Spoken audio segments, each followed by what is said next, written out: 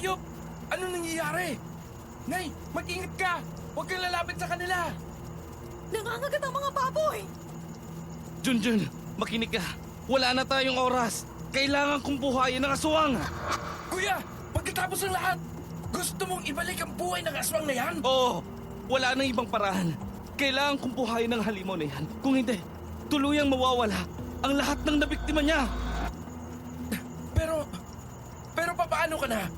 Mapapahama ka rin! Bahala na. Basta't sundin mo ang mga sinabi ko sa'yo. Dahil kung magkamali ka, hindi lang ang buhay ko ang masasayang. Buhay naming lahat!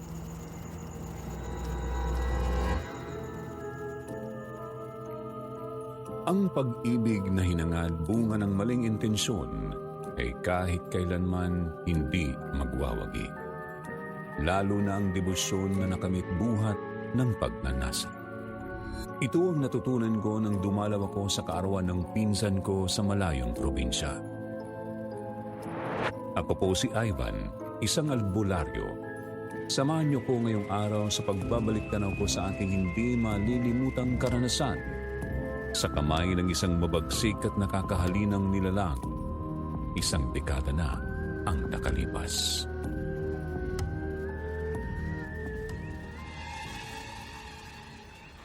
Kuya Ivan? Insan, kumusta? Long time no see ah. Happy birthday. Oo nga pala. Salamat. Ha? Nakalimutan mong kaarawan mo? Ikaw nakalimot? Parang imposible naman. May lagnat ka ba? Hindi, wala to. Nalito lang ako. Magulo kasi dito sa bahay. Di nga. Bakit ganyan ang mukha mo? Di ka ba masaya na nakadalaw ako? Sige ka, aalis na lang ako. Wag. Oo naman, masaya ako. Saktong-sakto nga ang dating mo, kuya. Okay ka lang ba talaga? Parang ngayon ka lang nakakita ng bisita. Ayos ka lang ba, Junjun? Pasensya na, kuya. Marami lang mga problema ngayon dito sa bahay eh. Bakit? Ano nangyari? Sila Chang, si ate. Okay lang ba sila? Si Jacob? Okay lang. Pero si nanay... Basta magulo ngayon, kuya.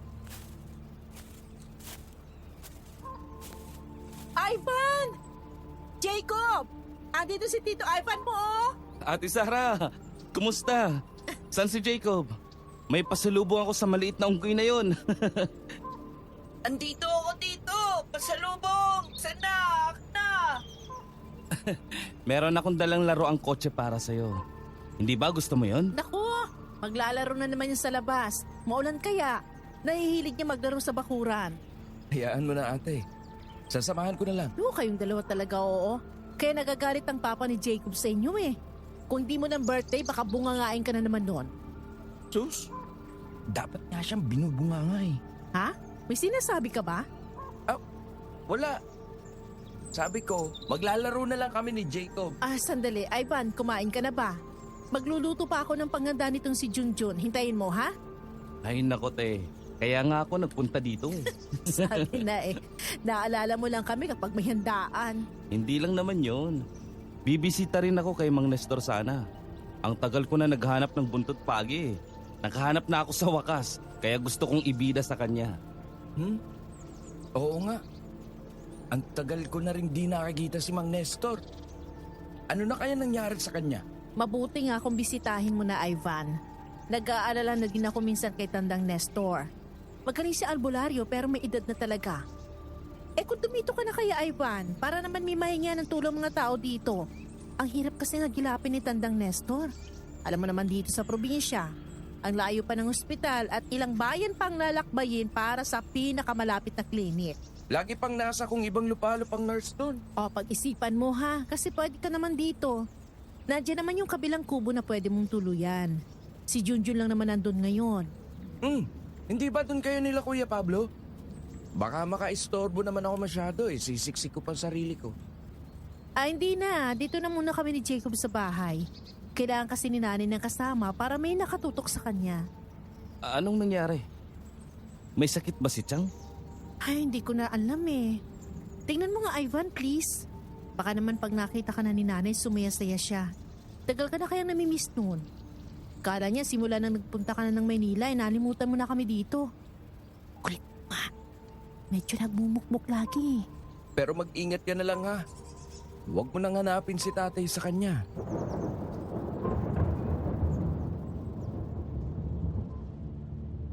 Dumiretso na ako sa kwarto ng aking tiyahin. Pamilyar na pamilyar ako sa bahay ng mga pinsan ko dahil dito ako nagbabakasyon sa kanila tuwing walang pasok dati. Napatakip ako ng ilong pagpasok ko sa napakadilim na kwarto ni Chang dahil sa kakaibang amoy na agad kong nalanghap.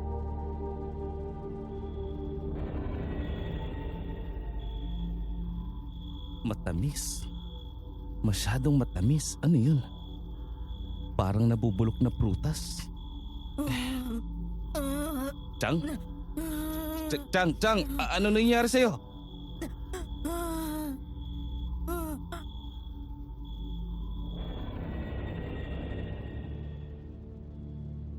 Umipitik-pitik ang katawan niya na parabang may humahampas dito. Nangisay siya saglit tapos katahimikan. Nanigas ang katawan ni Chang bigla. Lalapit na ako sa kanya nang biglang may kumalabog sa bintana.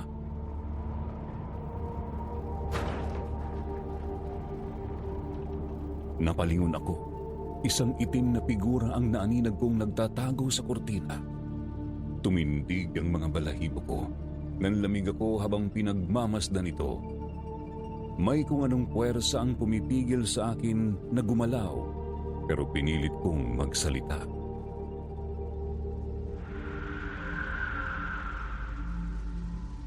Anong? Sino nandyan? Lumabas ka, magpakita ka sa akin. Di ako natatakot sa'yo. Kuya, anong nangyayari? Bakit ka sumisigaw? May nakita ko. Diyan lang sa kurtina. Umalis na siya pagdating mo. Ha?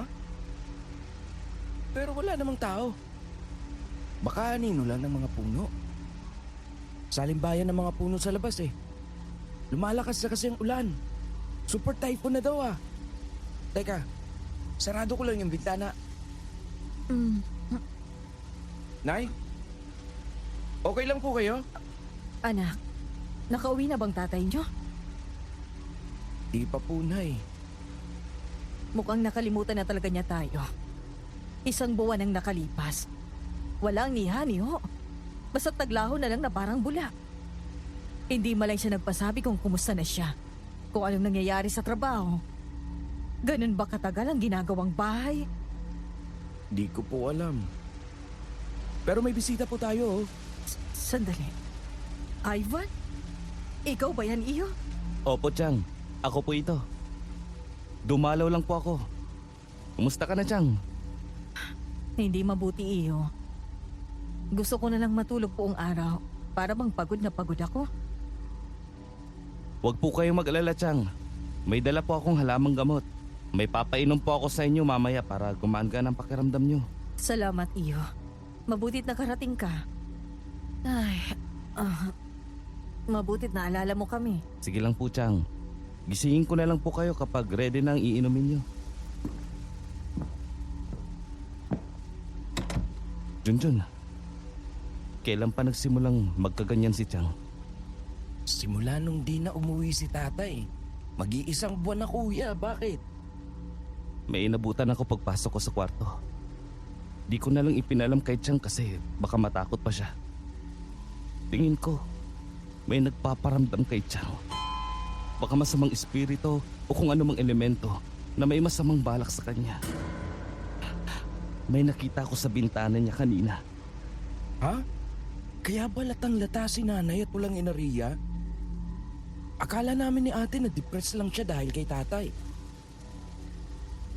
Suspecha kasi namin. May kalaguyo ang tatay. Napapadalas kasi mga construction worker dito na nagkakaroon ng kabit. Alam mo na, magtatrabaho sa ibang lugar tapos doon na muna titira sa site. May makikilala doon tapos ayun na. Nalimutan ng pamilya. Naku, hindi naman siguro. Di lahat ng trabahador ganun. At lalo namang si Chong. Di siya magiging foreman kung puro siya kalokohan. Bakit po wala man lang siyang paramdam? Kung pwede nga, susugurin ko na eh. Kaso, di naman siya nagsabi kung saan mismong tatrabahuin nila. Kaya eto si nanay, kinakain ng pagdududa niya. Kawawa talaga kuya. Malaman-laman ko, masamang espiritu pala. Hindi ko sigurado. Pero mabuti na at masubukan kong itaboy pa rin kung ano man yun para makabawas sa bigat ng pakiramdam ni Chang.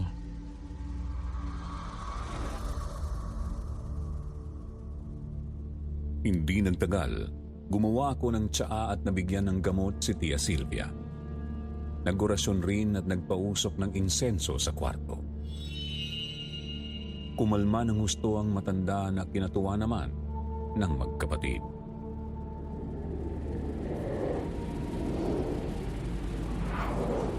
Buti na lang dumating ka Kuya Ivan.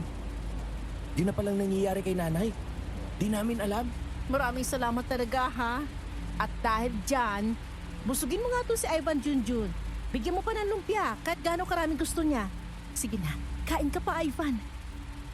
Pagpasensyan mo na iho, pero makikiusap ako. Huwag ka na munang umalis. Kung sakali lang na bumalik pa yung sakit ko, pakiusap lang na sana umantabay ka kung maaari. Oo naman po, Chang. Huwag kayong mag-alala. Mukhang di rin naman ako makakabiyahe dahil ang lakas na ng ulan.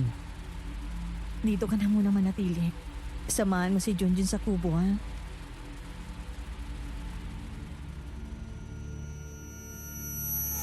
Kinagabihan, bumuhos ang malakas na ulan ng walang patid. Ramdam at rinig namin ang bawat hampas ng malakas na hangin sa pawid ng kubo. Ang ulan binabayo ang mga dingding at bubong. Halos umiindayog na rin ang kubo sa bawat palo ng bagyo. Kaya naman bumangon ako para bantayan ang kubo sa pangambang baka may masira. Si Junjun mahimbing ang tulog sa kabilang kwarto. Kaya naman, inagulat ko nang may dinatnan ako sa hapagkainan. 2 taong nakaupo, isang lalaking nakayuko sa kanyang braso at isang madre na kumpleto sa abito at belo. Ngumiti sa akin ang madre nang makita niya ako.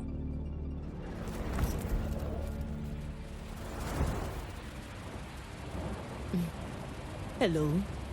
Magandang gabi sa'yo. Hello po. Mawalang galang na po. Si Tio Julian po ba yan? Yung katabi niyo po? Oo, siya nga. Bakit? Okay lang ba siya? At sino po sila?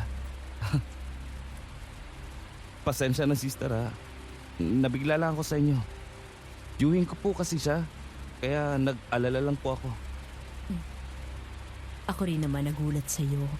May gising pa pala. Kararating lang din namin at mukhang masama ang pakiramdam niya. Ano pong nangyari? Matagal na po siyang hinahanap ng pamilya niya. Inaabot kami ng bagyo. Mabuti na nga lang. Nakabalik kami kagad dito kinahulihan. Ako si Sister Sylvia. Ang bagong amo ng tiyuhin mo. Pabalik na sana ako sa kumbentong pinapatayo ko kaso heto. Inaabot kami ng bagyo. Ganun po ba sister? Pero sa kabilang bahay po si Chong eh. Ako lang po at ang pinsan ko nandito. Samahan ko na lang po siya para makita na siya kaagad ng asawa niya. Naku, maaabala ka pa. Ako nang bahala, huwag kang mag-alala. Gigisingin ko na lang siya maya-maya. Pahinga ka na, iho. Good night. Okay po sister. Sige po. Mabuti pa nga po. Susunod ako sa sinabi niyo po. Good night po sa inyo.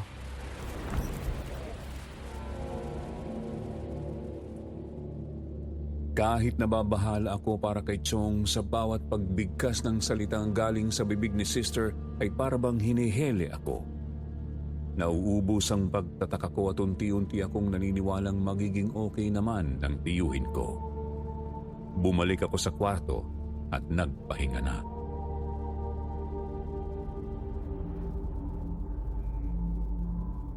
Kuya Ivan, gising. May dumating. Halika dali. May dinala si Tati sa bahay. Sabi sa akin ni Ate Sara. Ha? Yung madre bang sinasabi mo? Ha? Paano mo nalaman? Nandyan sila kagabi sa kusina. Paano nangyari yun? Kakabalita lang sa akin ni ate. Nandun sila sa kabilang bahay, nag-aalmusal. Tara kuya, kain tayo.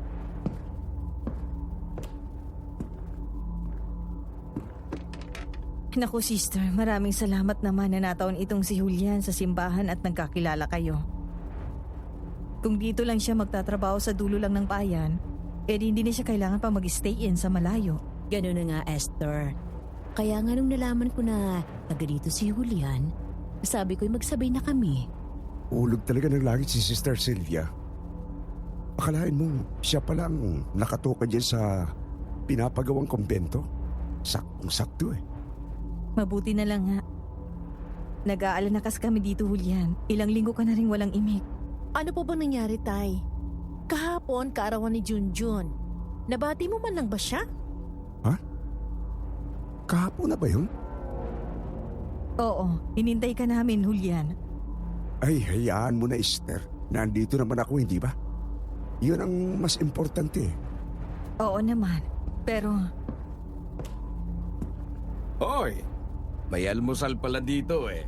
Balita ko may bisita. Pablo, ano ba? Pagtamit ka nga, ayusin mo yan. Dali, isuot mo yung sando mo. May kasama tayong madre. Ay naku po. Pasensya na po sister. Sanay kasi akong naka-shorts lang. Mahal, okay lang naman yan. Hindi ba sister? Okay lang naman, hindi naman ako istrikto. Wala naman akong karapatan pagbawalan ng mga kilos ng nasa paligid ko. Ikaw ang nagmamay-ari ng damit mo o ang kawalan nito? Oh, ayos lang naman pala kay sister eh. At least nga, di naman nakakahiya itong katawan ko kaya okay lang i-display. Oh siya, papasok na ako. Diyos ko naman ang bibig mo, Pablo. Nandito mga magulang ko, unting respeto naman. Alam mo, ang init na naman ang ulo mo. Mabuti pa si sister pangiti-ngiti lang. At pwede pala yun, no? Tinatanggap pala sa simbahan kahit sobrang magaganda yung gusto magmadre. Akala ko yung mga matatandang dalaga lang. Ikaw, Sarah, aga-aga nakabusangot ka na naman. Hindi ka gumaya dito kay sister. Kaya ubod ng ganda kasi laging nakangiti. At dahil dyan, sister, kung kailangan nyo po nag-tricycle, ako pong magmamaneho para sa inyo. Masabi lang kayo, ha? Oo naman. Salamat ah. Anytime, sister. Basta't libre ako para sa'yo. Pablo, umayos ka nga. Sige na, pumasada ka na. Nga pala, Esther. Duman ako kanina sa kumbento. Mukhang lalong nagiba. Kinuha nga ako ni sister para ayusin tapos mukhang lumala ang kondisyon dahil sa bagyo kagabi. Kaya nga inalo ko nang dumito muna siya. Di naman siya pwedeng manatili doon kung ganun ang kalagayan ng kumbento eh. Oo, sige. Bukas naman ang bahay natin basta makakatulong sa simbahan. Pwede naman kami bumalik sa kubo para dito na lang si sister sa bahay. Ay naku, hindi. Ayokong makaistorbo pa sa inyo. Kung saan lang libre. Kahit nga maglatag ako sa sala ng kubo. Ay, sister, hindi po maaari yun. Hindi ako papayag. Pauwi na rin naman po ako. Baka pwedeng doon na lang po si sister sa kwarto ko sa kubo. Kuya, doon ka na muna sa kwarto ko. Maglalatag na lang ako. Napakabait niyo naman mga iho. Pagpalain kayo ng Panginoon. Wala po yun, sister. Pulang-pula ka na naman dyan, Junjun ah. Wala to, kuya. Nga pala, papunta ka na kay Mang Nestor niyan? Oo, matapos mag-almusal. Sasama ka ba? Sige, kuya. Nestor? Hindi ba yun ang albularyo? Topo, sister. Si Tandang Nestor po naging guru ko. Sa kanya ko nalaman lahat ng alam ko sa paggagamot. At mabuti na lang talaga dahil meron palang nagpaparamdam sa akin dito. Kaya pala nagkasakit ako. Bilang alagad ng simbahan, sa kapangyarihan lang ako ng Diyos Ama naniniwala. Oh, aray, may naapakan ako. Ano to? Yung laruan kong kotse. Kaya pala masakit. Naapakan ko yan. Sa susunod, mag-iingat ka sa mga laruan mo, iho. Nako, pasensya ka na, sister. Ang likot-likot kasi nito si Jacob. Pero aksidente lang po. Hingi ka na ng tawad kay Sister Jacob. Uy, nako. Ayun, tumakbo na naman sa bakuran. Pasensya na ha. Ako ang nagbigay ng laruan na ganyan. Sa susunod, yung kalmado na lang. Sorry, sister. Ayos lang. Anong magagawa natin? Bata yan eh. Sige na mga iho, mauna na kayo kung alis kayo. Baka bumuhos na naman ang ulan. Samantalahin nyo na habang makulimlim pa lang.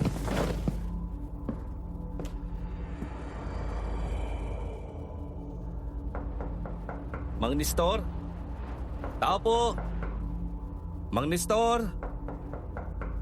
Kuya, parang wala namang tao eh.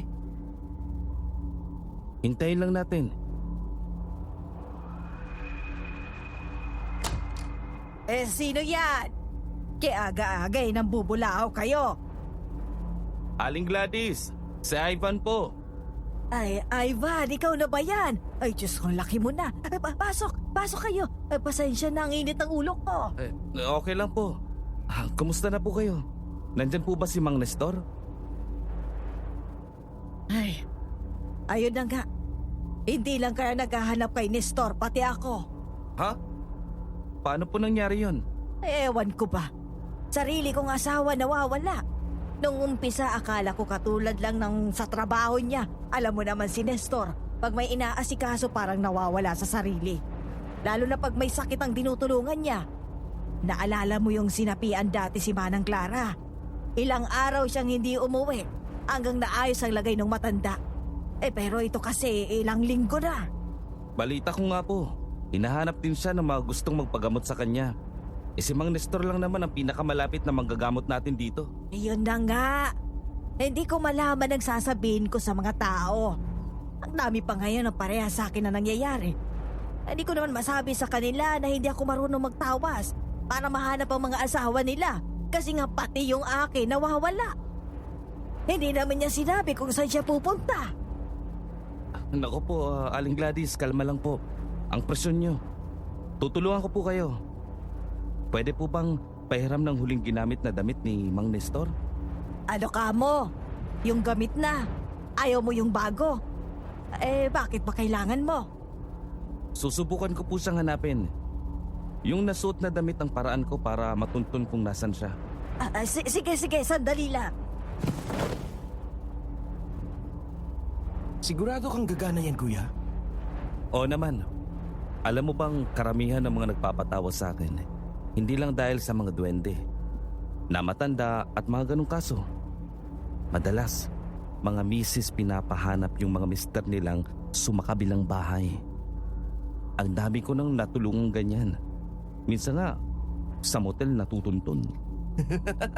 Grabe naman yun. Exciting palang trabaho mo, kuya. Minsan lang. Minsan hindi nakakatuwa. Mahirap pag di napapagaling yung nagturusa. Ang sakit sa puso. At hindi lang yun.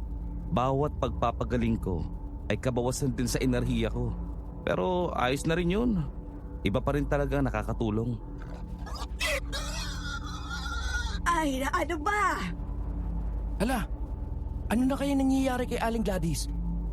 Tulungan na kaya natin. Buiset!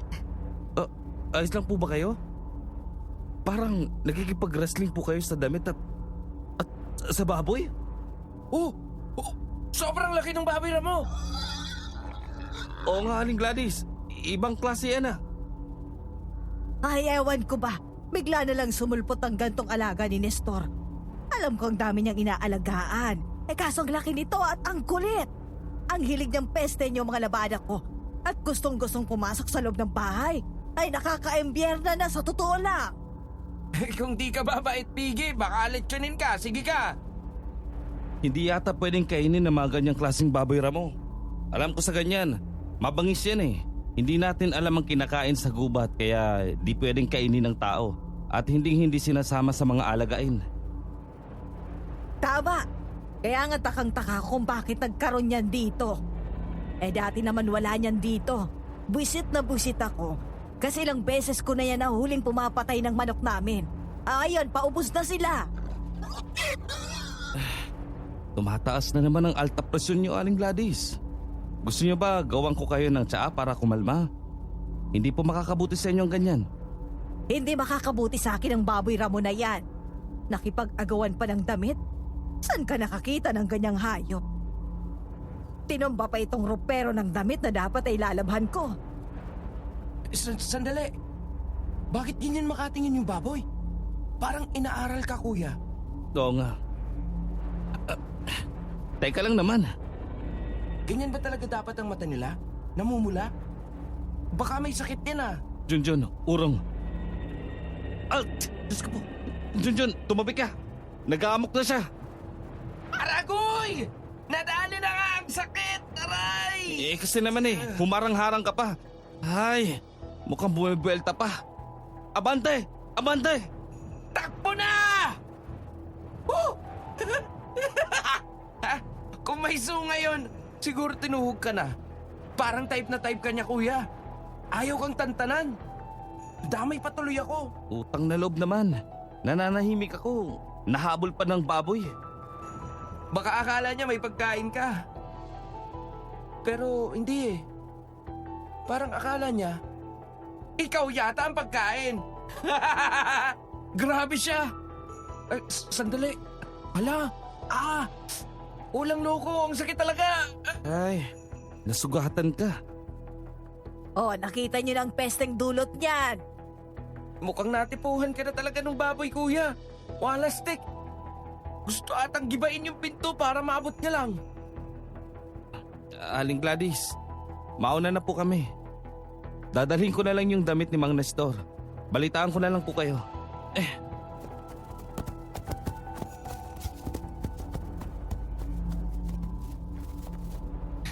Ibang klase yun ah.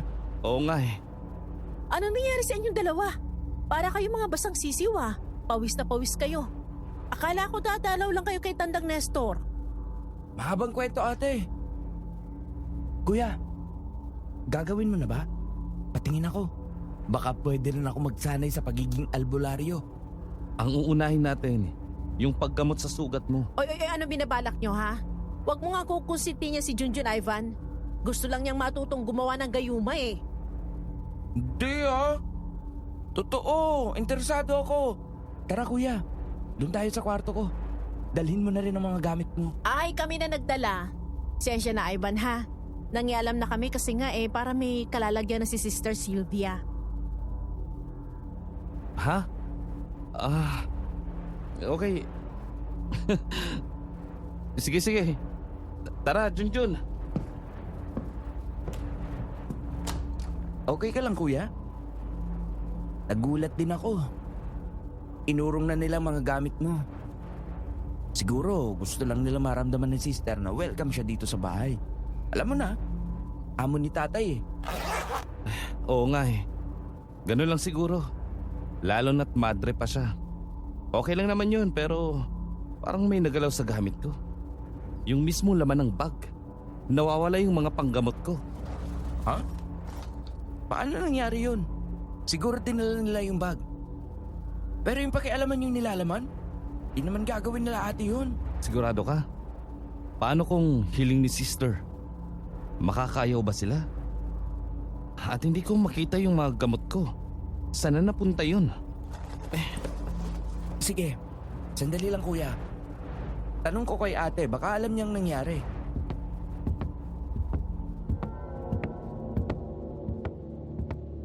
Hinahanap ko pa rin ang mga nawawala kong gamit at humahango pabalik sa akin si Junjun. Tinuturo niya ang bandang bakuran.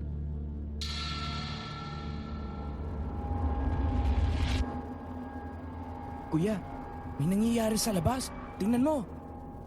Dalin mong mga anting-anting o kung ano mang meron ka. Ha? Bakit? Nawala nga eh. Di ko na makita. Patay na. Yun ang sinasabi ni ate na kinuha daw ni sister. Paano na yan? Bakit ba? Anong meron? Halika na, dali! Tingnan mo, ang daming baboy ramo. Nandito na yung iba sa pakuran. Yung iba, papalapit na. Ha? Tingnan mo yung mga bibig nila, bumubula. May kakaiba sa kanila, parang sinapian. Jacob, sandali! Lumayo ka dyan! Yung gate! Nasira na yung gate! Bumalik na kayo sa bahay, ate! Kunin mo si Jacob! At bumalik kayo! Jacob! Diyos ko, anak! Kuya, paano ba to? Bakit dinudumog ka nila? Hindi ko rin alam. Junjun, tumakbo ka na. Ako na bahala dito. Baka masaktan ka pa. Siyempre, di kita iiwan. Anong balak mong gawin? Tulungan mo na lang ako. Pasusunurin ko sila sa akin doon. Ano ba yun? Bodega. Sige, ilak mo pag nakapasok na kami tapos lalabas ako. Sarado mo pag nasa loob na silang lahat.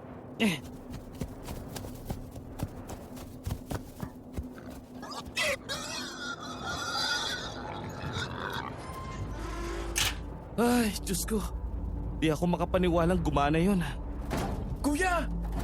Ginigiba na lang ang pinto! Mapapagod din sila. Grabe.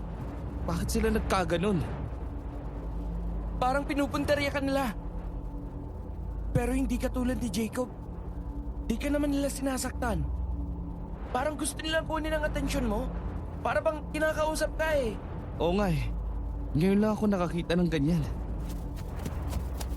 Ivan, tulong! Yung sugat ni Jacob! Ayaw huminto yung pagtagas ng dugo! Nako, napuruan siya ng baboy ramo. Ate Sara, nakuha niyo ba yung mga halaman na dala ko at mga gamit ko pang gamot? Mga anting-anting at agimat ko. Nasa bag ko lang yun eh. Kailangan ko yun para gamutin si Jacob. Oo, pasensya ka na. Nung nabanggit kasi na albularyo ka at may mga gamit ka sa bag ko, kinuha ni Sister Sylvia. Sabi niya dapat sa Diyos lang daw maniniwala. Ha? Wala siyang karapatang kumpiskay ng gamit ko. Hindi ko naman siya amo. Hindi porket alagad siya ng simbahan, may otoridad na rin siya sa mamamayan. Kaso yun ang paniniwala nila tatay eh. Kung doon daw kayo mananalagi sa iisang kubo, ayaw daw ni sister ng mga ganong gamit sa presensya niya. Ate naman. Pasensya na, tumutol naman ako eh. Sinubukan ko siyang pigilin. Sa katunayan nga, nag-away kami. Galit na galit siya sa akin pero pinaglaban ko yung gamit mo. Kaso sa huli si tatay ang nagdesisyon. At alam mo na, amo niya si sister eh. Ganun ba? Nasaan sila? Gusto ko siyang makausap. Nako, wag na muna Ivan. Mainit ang ulo ni tatay kasi nga nagkasagutan kami ni sister. Nagpunta sila sa kumbento para i-check daw ang construction. Hintayin mo na lang pagbalik nila. Si Chang, baka naman alam niya kung nasaan ang gamit ko. Namalengke, inutusan kasi ni tatay na maghanda para sa hapunan dahil nga andito si sister. Paano na si Jacob? Kung wala yung mga gamit ni Kuya Ivan. Huwag kayo mag-alala. Bigyan niyo na lang muna siya ng pangkaraniwang gamot. Hahanap na lang ako ng halaman sa kakahuyan. Samahan na kita.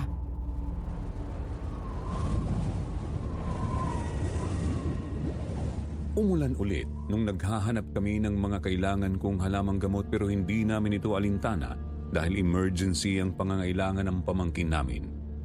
Kaso hindi nagtagal, may ale na lumapit sa akin.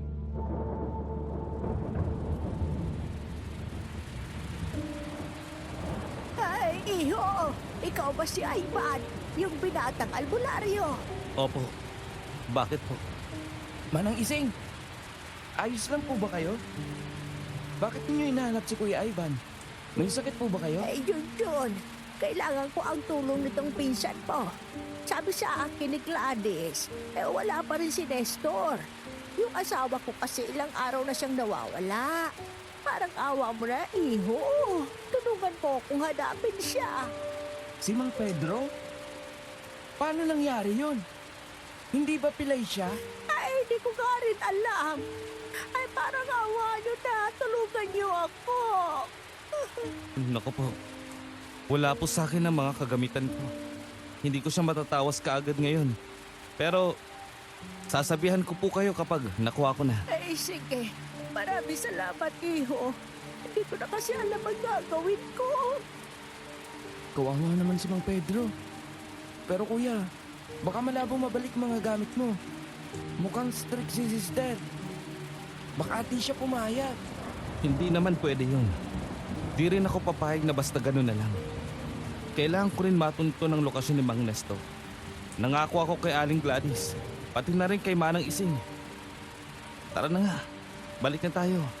Kailangan na ito ni Jacob at marami pang gagawin.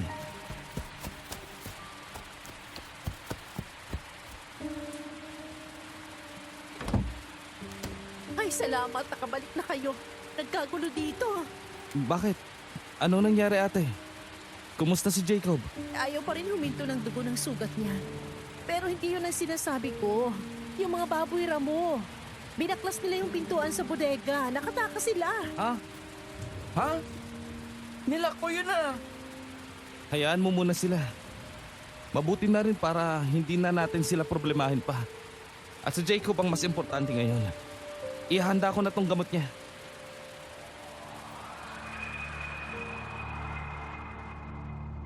Humupa ang pagdurugo ng sugat ng bata matapos malagyan ng halamang gamot. Dumating na rin si Tia Esther na may dalang balita. Hindi lang si Mang Nestor at Pedro ang mga lalaking naglaho na parang bula.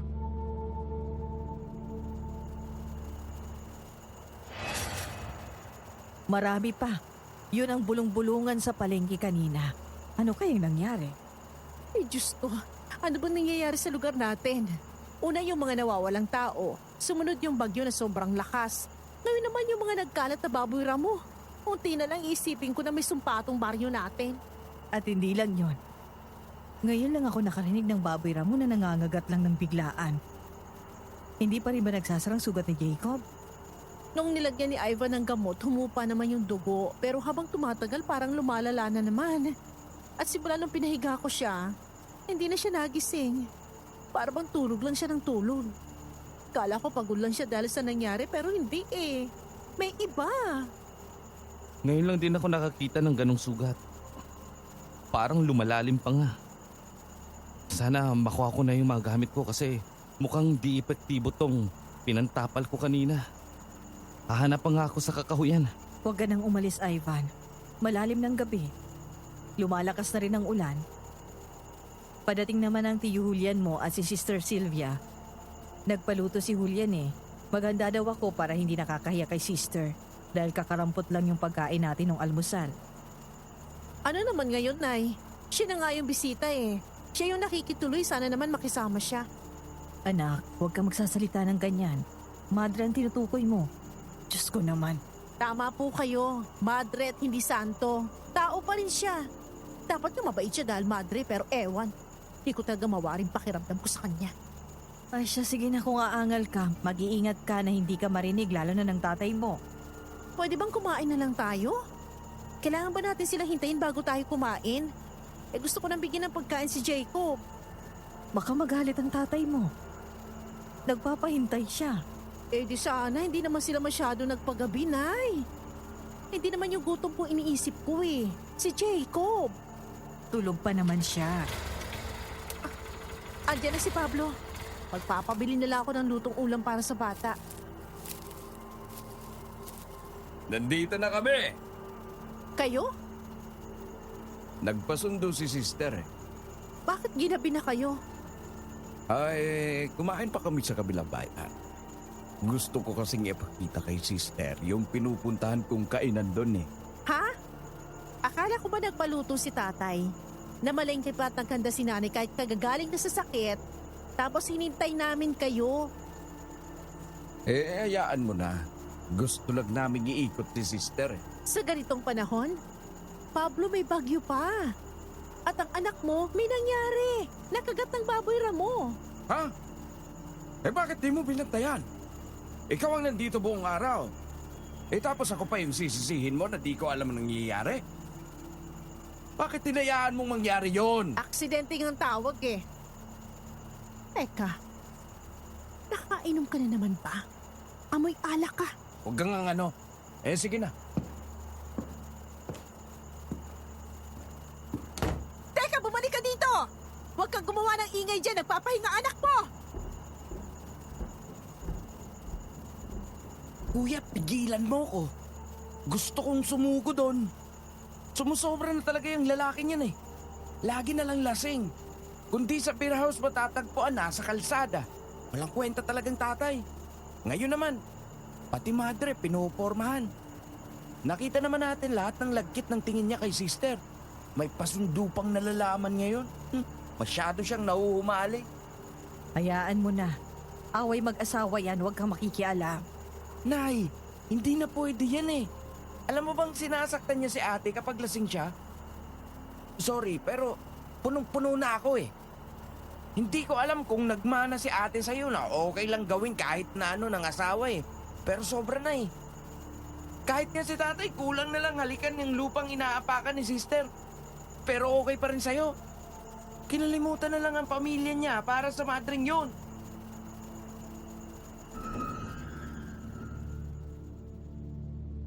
Nanahimik si Tia Esther sa sinabing yun ni Junjun. Lumalala naman ang away na mag-asawa sa loob ng kwarto kaya hinatak ko na lang si Junjun palabas ng bahay patungo sa kubo. Balak ko din kasing kunin ang mga gamit ko mula kay sister.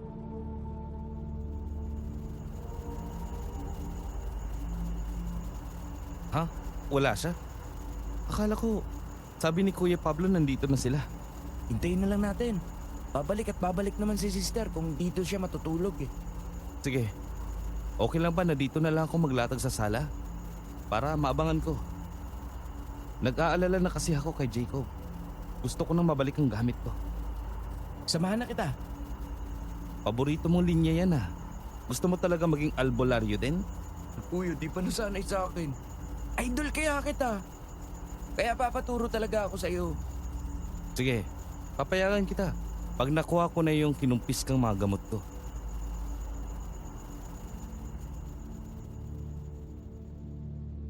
Hinintay namin na makabalik ang madre pero inabot na ng madaling araw na wala pa rin siya. Di ko na malayan na nakaidlip na pala ako. Nalimpungatan lang ako kasi naninigas na ako sa lamig. Napabangon ako dahil nakabukas ang pintuan sa sala. Mukhang wala pa rin si sister. Bumangon ako para sarhan ang pinto pero napahinto ako bago ko ito magawa dahil naaninag ko ang anino ni Jacob na tumatakbo sa labas. Kaya sinundan ko paloob ng bahay.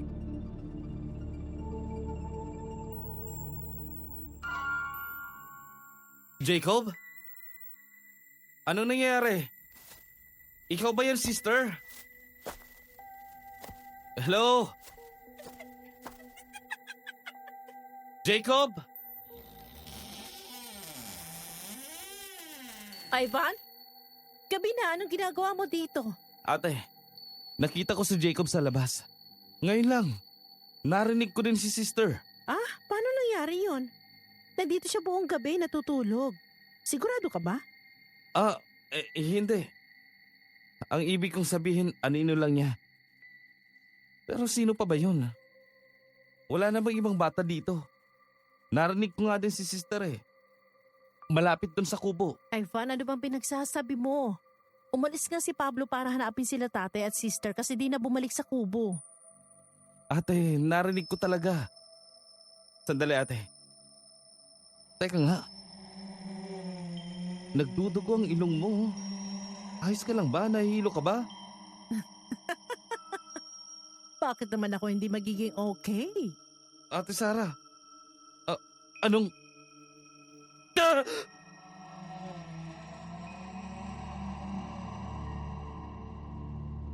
Napaatras ako sa gulat dahil biglang ngumiti si ate. Pero hindi ito normal dahil umabot ang mga dulo ng labi niya hanggang tenga. Bigla ring nagdugo ang mga mata niya kasabay ng pag-agos ng itim na likido sa tenga. Humaba ang dila niya na parang ahas kaya napatakbo ako sa labas ng kwarto. Saan ka pupunta, albularyo? Ayaw mo ba akong pagalingin? Lumayo ka sa akin!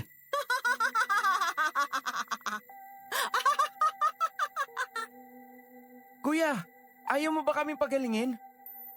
Iyo, parang awa mo na. Tulungan mo kami! Nagsilapitan sila sa akin. Sinusubukan akong abutin para bigyan ng lunas ang mga bibig at mata nilang nagdurugo. Tumakbo ako papunta sa bodega pero nang buksan ko ito namataan ko ang bangkay nila Tio Julian at Kuya Pablo. Hindi ako makahiyaw sa takot dahil may dalawang kamay na tumakip sa bibig ko. Paglingon ko sa likod ko nakita ko si Sister Sylvia. Sinampal niya ako pero nakangiti siya at kitang-kita ko ang pangil at pula niyang mata bago niya ako sunggaban.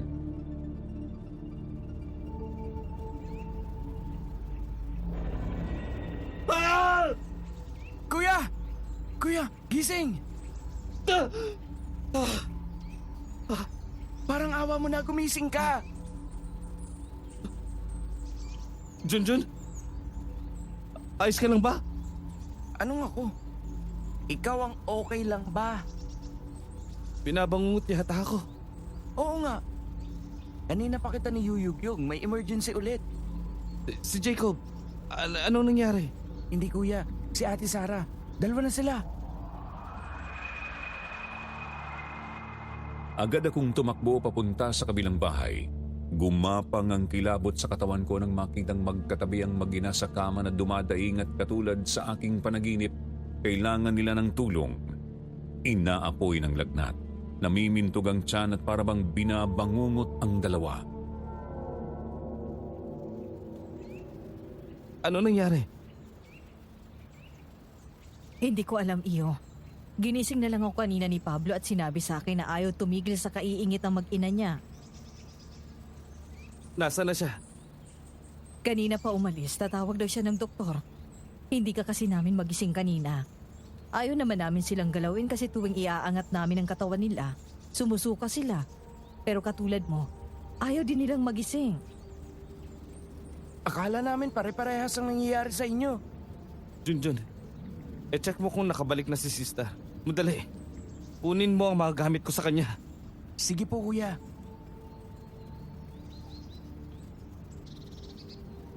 Chang, tulungan niyo po akong ipunin ng mga sumusunod. Mainit na tubig, asin, luya at bawang. Susubukan ko po silang gisingin.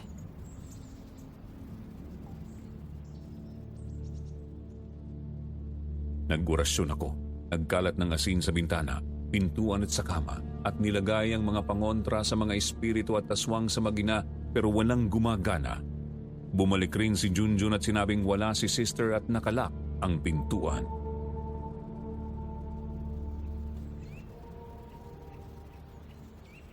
Chang, hindi na po ba talaga bumalik si Chong sa kwarto niyo kagabi?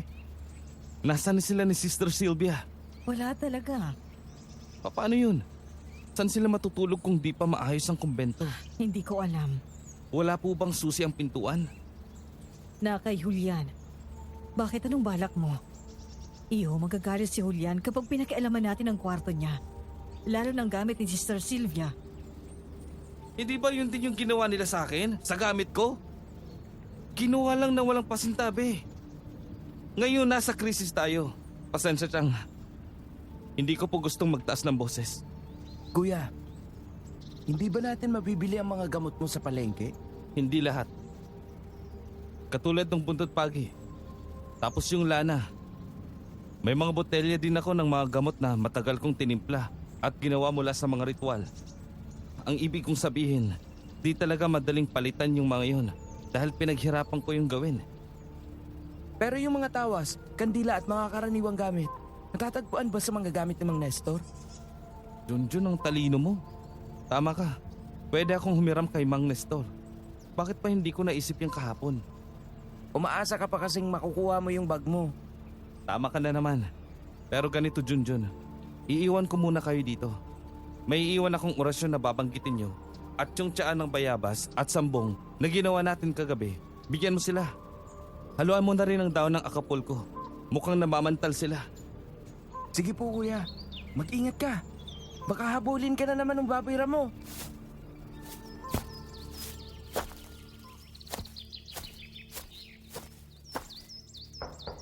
Aling Gladys! Aling Gladys, si Ivan po ito. Kailangan ko po ng tulong nyo. Ay, Ivan, anong nangyayari? Natawas mo na ba si Nestor? Yun na nga po ang kailangan ko. Pasensya na po pero pwede bang hiramin ko ang mga gamit ni Mang Nestor? Mga tawas, kandila, lana at kung ano pang meron siya. Ay, naku, oo naman. Sige, halika, pasok. Kunin mong lahat ng kailangan mo. Meron din ba siyang naiwan ng mga anting-anting? Kahit anong agimat? Ay, naku, wala.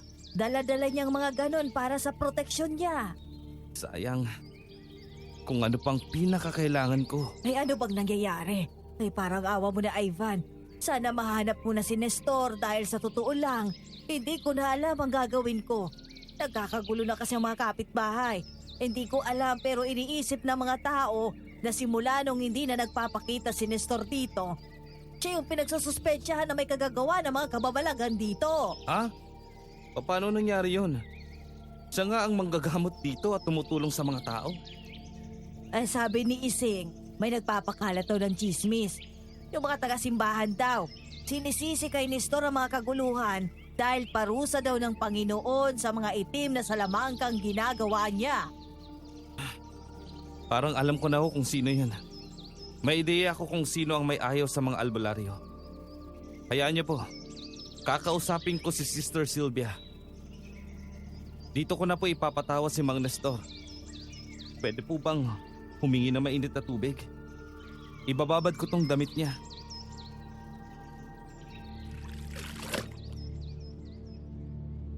Tinunaw ko ang kandila sa tubig ng pinagbabara ng damit ni Mang Nestor upang maituro nito ang kanyang lokasyon at nag-alay ng mga orasyon pero laking gulat ko nang makita ang resulta kaya inulit kong muli ang pagtatawas.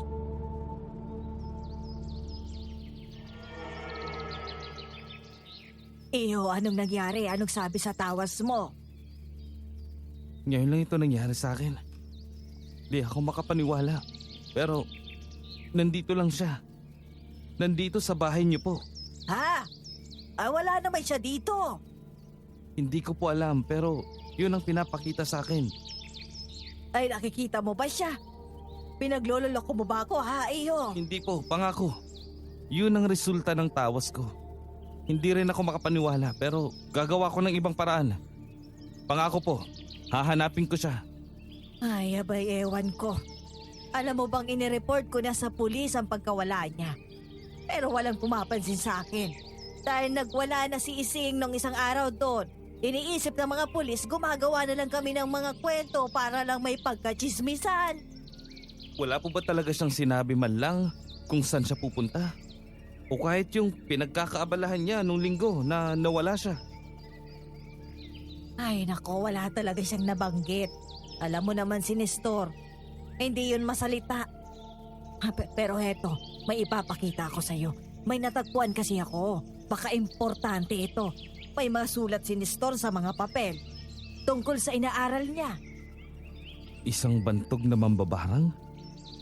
Yun ang pakitugisin ni Mang Nestor? At hindi normal na mambabarang?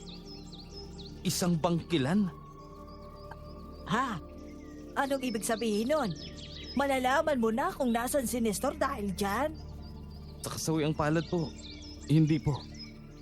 Kahit nabantog itong mambabarang at maaaring ko siyang hanapin, hindi po ito ganun kadali kasi mas malala pa pala ang kalaban natin kung isang bangkilan ang mambabarang nakatapat natin. Bangkilan? Ay ano yon? Isa pong mataas na uri ng aswang na lubhang mabangis. Pinaniniwalaan po kasing mula sila sa sinaunang lahi ng mga datu. Kaya isa sila sa mga pinakamalakas. Ay iho, naturo naman ata sa'yo ni Nestor ang dapat gawin sa ganyan. Yun na nga po. Kung nawawala si Mang Nestor ngayon, ibig sabihin, higit ang kapangyarihan ng mambabarang sa kanya, hindi ba? Pero ang mas delikado pa dito ay matindi ang hatak niya, lalo na sa mga kalalakihan dahil napakaganda ng bangkilan at may kakayahan pa siyang magpalit-palit anyo at maging iba pang anyong hayop kaya sadyang mapanganib ang kalaban natin. Eh kung ganon, magandang babae ang nangaakit sa mga lalaki. At yun ang dahilan ng pagkawala ng mga asawa namin. Posible po. At ito pa po, pwede rin niyang gawing aswang ang mga tao sa pamamagitan ng isang halik lamang. Sa katunayan niya, ang mga baboy ramo. Kuya Ivan! Kuya Ivan! Nakuha mo na ba? Junjun, ba't nandito ka? Naiwan sila sa bahay? Kuya, kailangan mo nang bumalik. Nagising na si Jacob. Eh di mabuti. Hindi kuya. Iyak nang iyak ang bata. Sabi niya, may babae daw na gusto siyang kainin. Sa sobrang takot niya, sumuka ng sumuka. Ayun, nagtago sa ilalim ng kama ni nanay. Ayaw daw niya doon sa kwarto ng magulang niya. At si Ate Sara, may nangyayari sa kanya. Lumala pa siya. Parang nasapian ata siya. Nalintikan na. Aling Gladys, babalik na lang po ako. Pero kung kaya niyo na po, pakisabihan ng mga misis na mga nawawala na magdala dito ng damit, t-shirt ng mga asawa nila para maitawas rin. Junjun, tara na!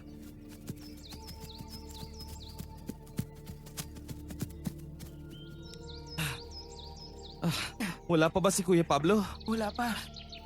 Huwag ka na umasa doon. Baka dumiretso pa sa beer house yun. Junjun, makinig ka lang mabuti. Kahit dalhin sa ospital ang mag-ina, tingin ko ay hindi sila matutulungan. May ideya na ako kung ano at sino ang kinakaharap natin. Isang mambabarang. Mambabarang? Kaya naman pala eh. Kung ganun, kaya mo siyang kontrahin?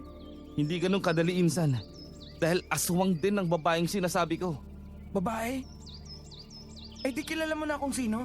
Maliban sa akin, sino ba ang bagong dating dito? Sinong babaeng magandang dumating at halos kabaliwan na kahit ng mga lalaking pamilyado? Kahit ikaw, nakita ko kung paano mo siya tingnan. Ako? Eh, wala naman ako. Teka, sandali. Ibig mo bang sabihin si Sister Sylvia? Tumpak. Kaya pala nang unang kita ko pa lang sa kanya, ay iba na ang pakiramdam ko. Iba ang taglay niyang kagandahan. Ang mga tulad niyang bangkilan ay mga dating babaylan na sumanib sa kadidiman. Dahilan kung bakit nagtataglay sila ng matinding kapangyarihan. Kaya malaki ang posibilidad na naging mambabarang na siya ngayon. Kung ganun, bakit ikaw ay hindi niya naapektuhan? Kung ako nga ay na-impluensyahan niya, eh paano mo napigilan? Dahil dito, meron akong agimat na laging suot.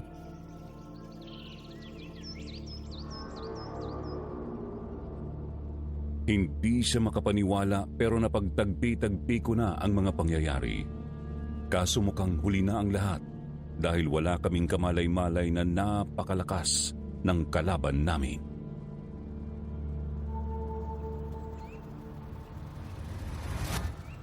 Tulong! Tulungan niyo ako!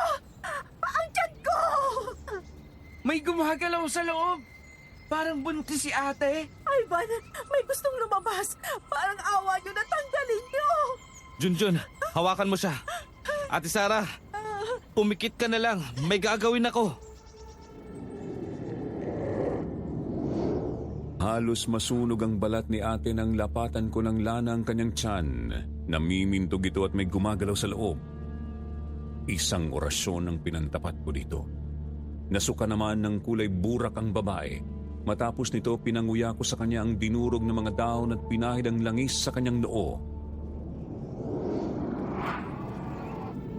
Nagbabagang balat ko. Ano nilagay mo sa akin? Langis ate, para hindi ka na masuka. Hindi ko na kaya. Humihilap. May nagpupumigla sa loob. Ivan, tulungan mo ako. Junjun, may kailangan akong gamot sa bag ko. Gibayin mo ng pintuan ni sister. Sige kuya. Isang kahindik-hindik na pangyayari ang sumunod. Totoo ang sabi ni Ate Sara. May nagpupumiglas nga mula sa loob ng kanyang katawan at lumabas ito sa kanyang bibig at pusod. Mga alupihan at langaw.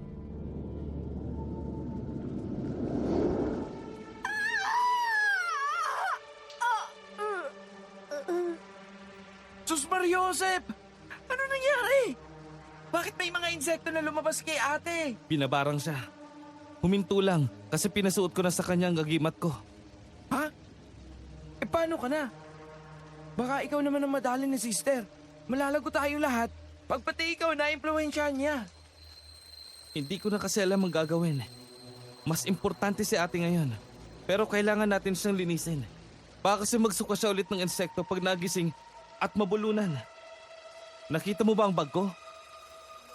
Meron kasi akong anting-anting na baka pwedeng kumontra sa barang. Sorry kuya. Pinalugog ko na pero wala na dun yung gamit mo eh. Utsa talaga.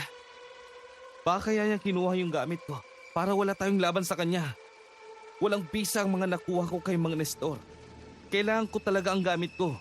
Hindi tayo maaaring maghati-hati sa isang agimat. Tulong! Tulungan niyo kami sa Jacob! May nangyayari kay Jacob! Pantayin mo si ate. Sabihan mo ako pag nagising na siya ulit. O kung may lumabas pang insekto. Chang! Anong... Oh, Diyos ko po! Diyos ko po!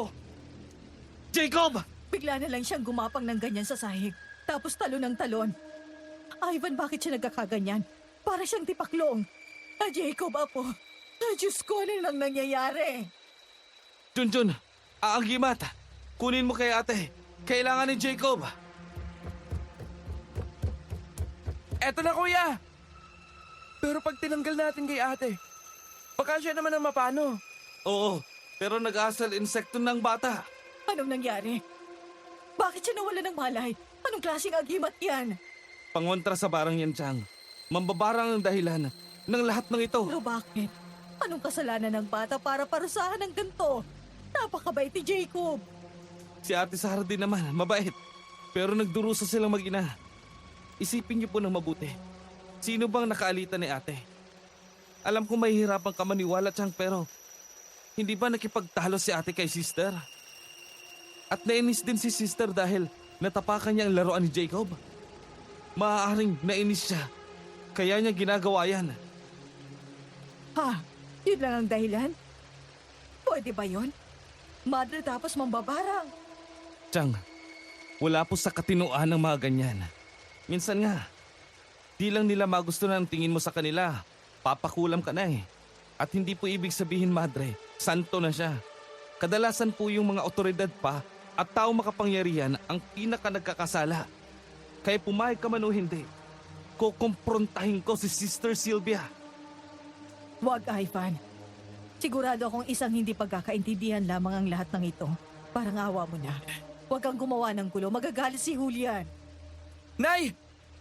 Bitiwan niyo po si Kuya Ivan! Sa totoo lang po, wala na akong pakialam kung magalit si tatay. Tingnan niyo naman po ang nangyayari sa anak at apo ninyo. Maawa naman po kayo sa kanila. Alam niyo bang nangyari kay ate sa kabilang kwarto lang? Kung anong insektong lumabas sa kanya. Gusto niyo bang sumunod na si Jacob? Hindi. Sige. Gawin mo kung anong kailangan mong gawin, iyo. Salamat, Chang. Patutunayan kung tama yung suspetsa ko. Susugurin ko siya sa kumbento. Pero bago ang lahat, Junjun, tulungan mo naman ako. Palilibutan natin ng asin ang buong bahay.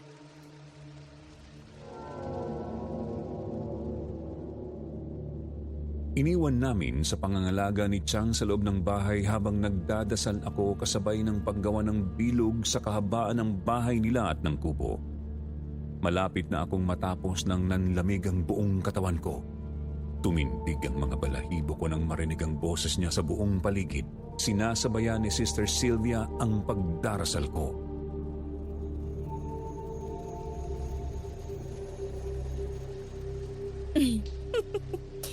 Akala mo ba matatakot ako sa mga orasyon mo, albularyo? Baka nakakalimutan mo, alagad ako ng simbahan. Gusto mo sabayan pa kita sa pagdarasal? Nasaan ka? Alam kong ikaw yan, Sister Sylvia. Timbog ka na. Magpakita ka sa akin. Lumabang ka ng pantay. Harap-harapan. Hindi yung nagtatago ka sa likod ng mga pampabarang mo at pagnanakaw mo ng gamit ko. Galit ka na niyan? Alam mo, ikaw pa lang ang unang lalaking nakita kong hindi naapektuhan sa akin. Nahirapan akong pasukin ang isip mo hanggang panaginip lang ako. Pero gayon pa man, matatapos na ang paglalaro natin. Nauubos na ang pasensya ko. Matatapos? Nagsisimula pa lang ako. Hindi mo na magagalaw ang pamilya ko. harapin mo ako. Kundi, tutugisin kita. Wala ka sa lugar para pagbantaan ako. Wala kang kaalam-alam. Pero dahil sa kalapastanganan mo, ipapakita ko sa'yo ang totoong kapangyarihan ko!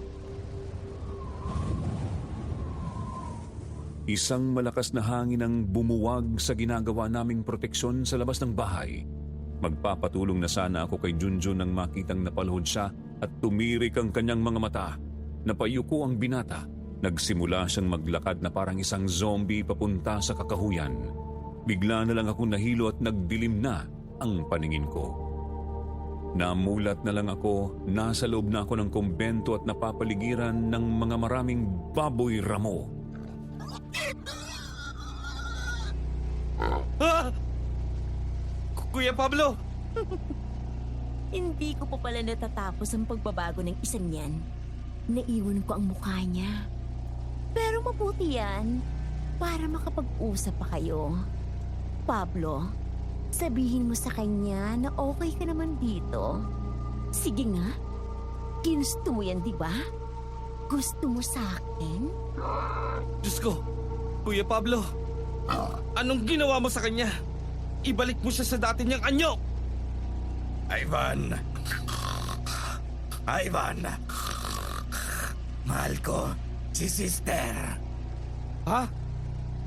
Anong kalokohan to? Hindi mo pa ba natutuklasan ang sikreto ko? Nakakadismaya naman. Akala ko, ikaw nang nag-iisang hindi tinatabla ng aking karisma. Ang nag-iisang ligtas mula sa akin. Hindi ba matalino ka? Walang hiya ka. Yan palang pinaggagawa mo dito. Madre ka ba talaga? O nagpapanggap ka lang para makapangbiktima ka? Kasalanan ko bang naaakit sila sa akin? Tingnan mo sila, Ivan. Lahat yan na humaling sa akin. Sila ang pumili na sundan ako. May pilay na baboy. Yung asawa ni Manang Ising. Yan yung pilay. At, Diyos ko, naka-t-shirt pa tong isa. Ginagawa mong baboy ng mga lalaking nahuhumaling sa'yo? Kaya nga natatagalan itong pagpapatrabaho nitong kumbento eh. Yung mga manggagawa ni Julia, ayan silang lahat. Balita ko, dinumog ka nila. Akala ata nila, makakahingi sila ng tulong sa'yo. Pero nagkakamali sila. Mananatili silang ganyan dahil sa taglay kong kapangyarihan. At dahil yon sa kanilang pagnanasang pangaliwa. Lahat yan, mga taksil! Nagkakamali ka. Hindi lahat ng lalaki. Parang mga animal. Meron pa rin kami mga isip. Kaya pa rin namin magdesisyon. Hindi yan ang prinsipyo ng mga kalalakiang naging baboy. Yung tiyuhin mo, si Julian, kahit alam niyang aswang ako, siya pang nagpumilit na dumikit sa akin. Yung bayaw mo, siya pang ayaw akong tantanan. Mga salawahan! Sabihin mo ngayon na hindi sila karapat-dapat na magtusa at maging baboy! Hindi! Hindi lahat. May mga matitino pa ring lalaki. Yan ba ang paninindigan mo? Sabihin mo, hindi ka ba nagagandahan sa akin? Hindi ka ba naaakit sa itsura ko? Hindi. Hindi ako nabibigani sa'yo. Kahit sobrang ganda mo at mukha kang anghel at nakakahalina ang mukha mo. Hindi. Hindi pa rin. Dahil nakakasuka ang ugali mo. Parang hindi ka na sigurado sa sinasabi mo, Ivan. Alam mo, aamin ako. Ngayon lang ako nakahanap ng katapat at nasisiyahan ako masyado. Parang ayaw na kitang gawing baboy ramo, katulad ng mga pamilya mo. Parang gusto na kitang gawing katulad ko. Gusto mo ba yon, Ivan? Gusto mo rin ba akong makapiling bilang aking katipan? Ano? Kasi, hindi. Ang ibig kong sabihin, ayoko! Baka makumbinsi kita. Halikan kita. Lumapit siya sa akin at aaminin ko, malapit na talaga akong bumigay, lalo na't halos wala nang namamagitan sa aming mga labi. Hanggang sa huling sandali na gawa kong ilabas ang balisong sa aking bulsa at nilaslas ko bigla hindi lang ang kanyang mukha pero pati na rin ang braso ko. Dahil dito napahiyaw ang aswang at nagising ako sa sakit ng sugat na ako mismo ang gumawa sa aking sarili.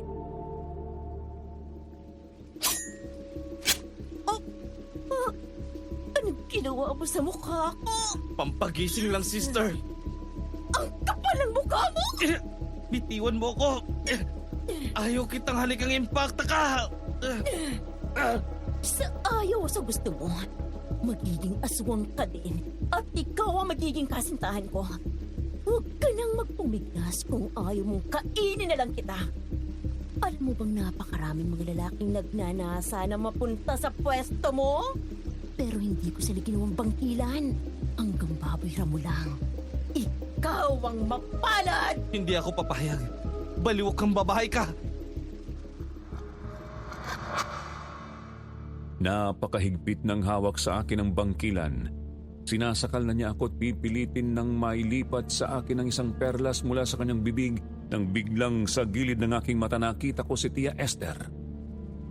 May binato siya sa akin at nang masaluko ito para bang napaso ang bangkilan kaya nabitawan ako.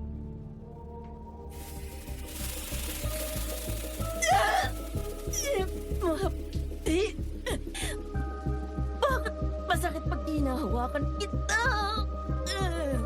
Dahil sa agimat. At hindi lang yon. Tepok ka sa akin ngayon. Junjun! Gamitin mo ang bultot pagi sa kanya! Madali!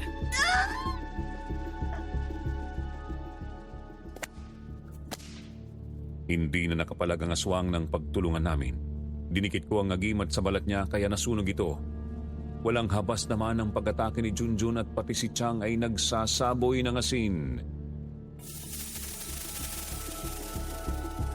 Magbabayad kayo. Hindi kayo magwawagi.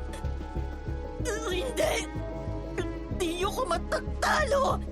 Ako pa rin magwawagi!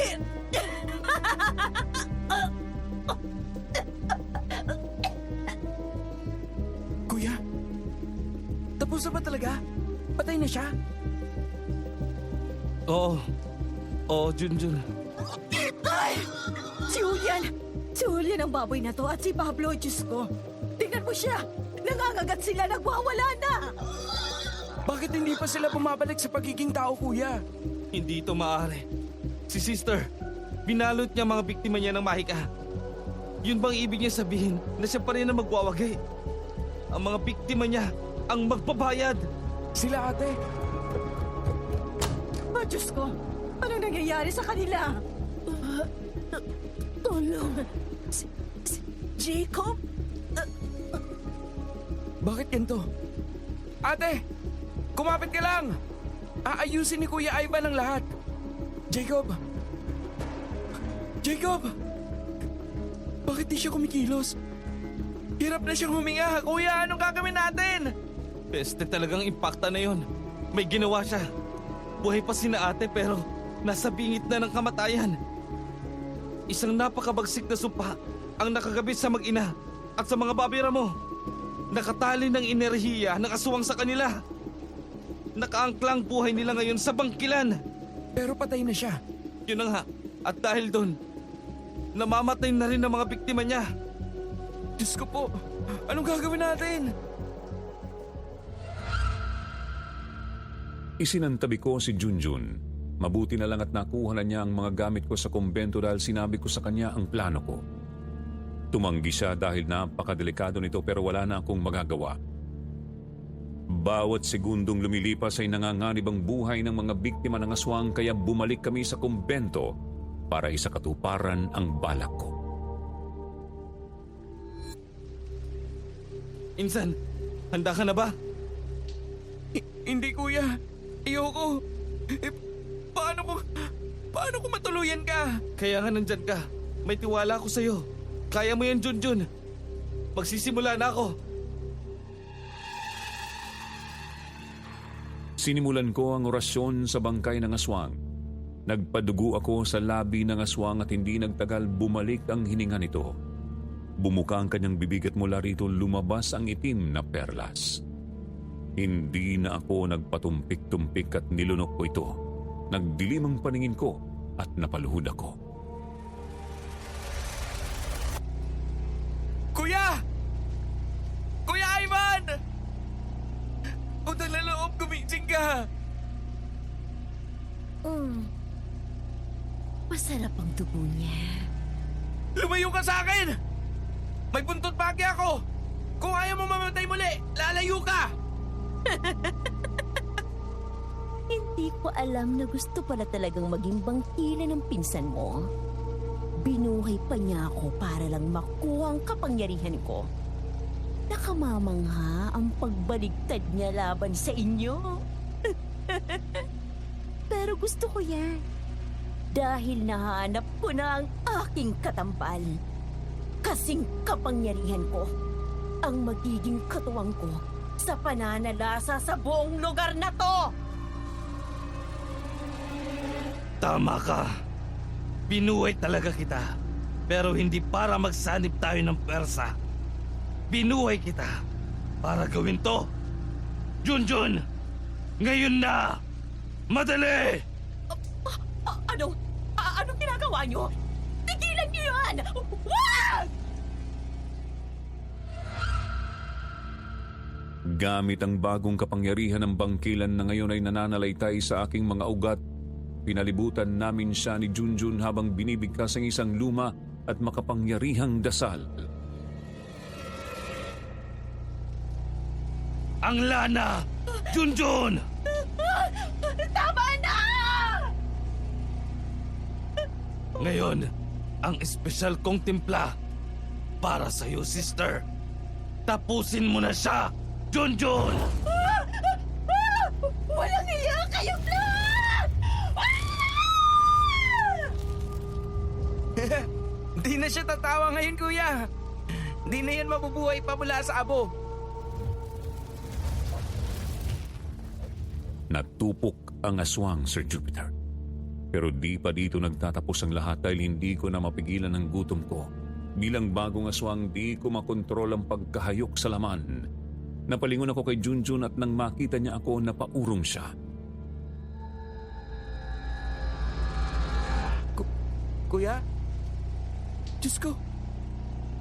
Ang mga mata mo! Sandali, kuya! Ako pa rin to! Huwag mo kong kakainin! Junjun, hindi ko na mapigilan. Bilisan mo. Ang tinuro ko sa'yo. Dali! Gusto na kitang sakmalin. Kuya! Umaalingaw-ngaw ang paghiyaw ni Junjun sa tenga ko. Di ko na alam ang ginagawa ko. Nagdilim ang paningin ko at tuluyan ang nawalan ng malay. Sumunod na nagising ako, nakahiga na ako sa bahay. Nakabalot ng benda ang buong kaliwa kong braso at nananakit ang katawan.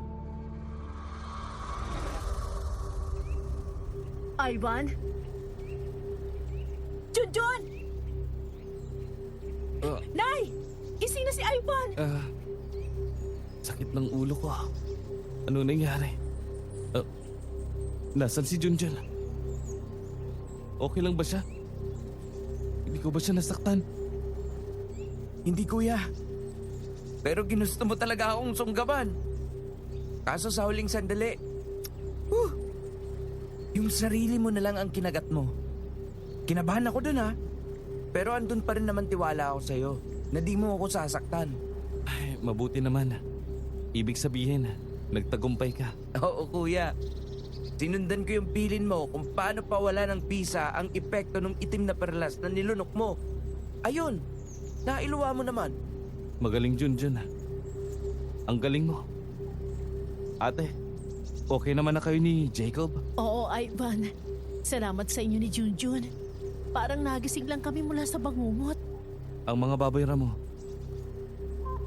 Hindi lahat ay matagumpay na nakabalik sa dati nilang anyo. Kuya, yung ibang malalim na yung koneksyon kay sister, sila yung hindi na bumalik. Pinili nila ang pagmamahal sa aswang. Ibig sabihin, Sila tatay at Kuya Pablo, hindi na sila bumalik. Chang, ate, okay lang ba kayo? Oo, wala na kaming magagawa. At namulat ako dahil sa nangyari kina Sarah at Jacob. Wala pala talagang pakialam si Julian sa pamilya niya. Kaya kailangang magising ng mga misis bago mahuli ang lahat. Si Pablo din. Sabi nga ni Junjun, yun ang pinili nila. Mas gusto nilang mahumaling sa aswang. Yung iba naman, katulad ni Mang Nestor at asawa ni Manang Isim. Nakabalik sila dahil hindi buo ang loob nila sa pagsunod kay Sister Sylvia. Pero sila tatay at si Pablo, ginusto talaga nila magtaksil sa mga asawa nila. Malungkot man ako para kay Jacob dahil nawala siya ng tatay. Pero ito ang parusa sa mga salawahang asawa.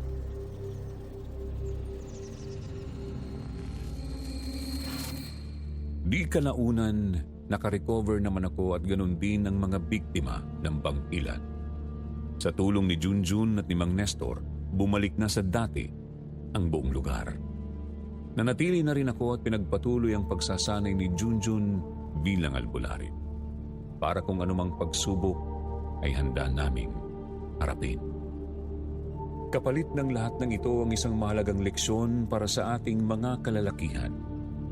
Mahirap nang magpadala sa tukso. Hindi mo alam kung ano ang naghihintay na parusa para sa iyo. Yun lamang po at salamat sa inyong pakikinig.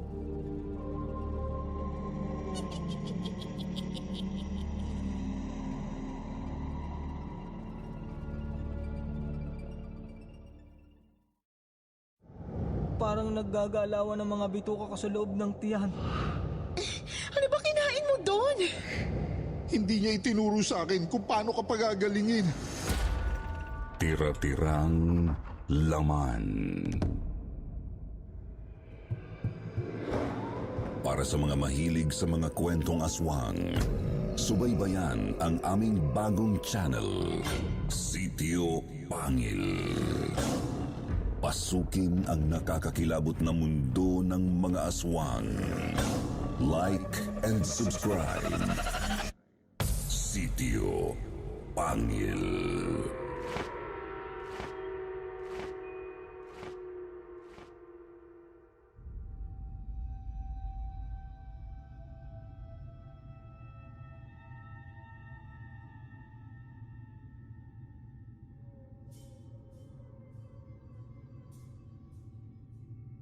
Magandang araw, Kwentong Takip Silim Community. Narito na naman ang inyong lingkod, Jupiter Torres, upang maghatid sa inyo ng isa na namang kwentong katatakutang hango sa tunay na karanasan ng ating letter sender na itago na lang daw natin sa pangalang Ruel. Ano nga ba ang kakaibang nangyari sa kanyang kaibigang si Bok sa mismong kaarawan nito? Bakit ayon sa kanya ay may dumalo raw sa kanilang selebrasyon na hindi naman imbitado at nakikain pa ng kanilang handa? Halina't samahan niyo ako at tunghayan natin ang kanyang kwento.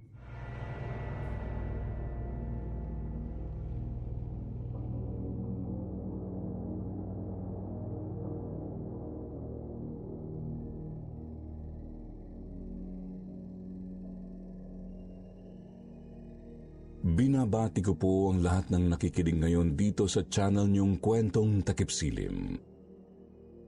Isa po ako sa matagal ng taga-subaybay ng inyong channel, Sir Jupiter, na ngayon ay magbabahagi na rin sa wakas ng sarili kong karanasan. Itago niyo na lang po ako sa pangalang Ruel. Isang 50 anyos na arkitekto dito lang po sa Maynila. Ang kwento pong ibabahagi ko sa inyo ngayon ay isang tunay na pangyayaring nasaksihan mismo ng mga mata ko. May mahigit 2 dekada na rin po siguro noon ang nakalilipas. Simula pagkabata ko, Sir Jupiter, tuwing sasapit ang bakasyon namin sa eskwela, ay umuuwi kami sa probinsya ng lola ko sa Batangas at doon ako iniiwan ni nanay. Dahil po doon, Sir Jupiter, ay naging napakalapit ko sa lola ko na isang kilalang manghihilot at manggagamot noon sa kanilang lugar. Siya po ang nagbigay sa akin ng anting-anting na ang sabi niya ay magbibigay daw po sa akin ng proteksyon pagdating ng araw. Isa po yung kwintas na may pabilog na pendant na gawa sa tanso, kung saan may nakaukit na mga imahe at salitang hindi ko naman maintindihan kung ano. Basta bata pa lang ako ay palagi ko nang suot-suot yun at hindi yun nawala sa akin hanggang sa tumanda ako.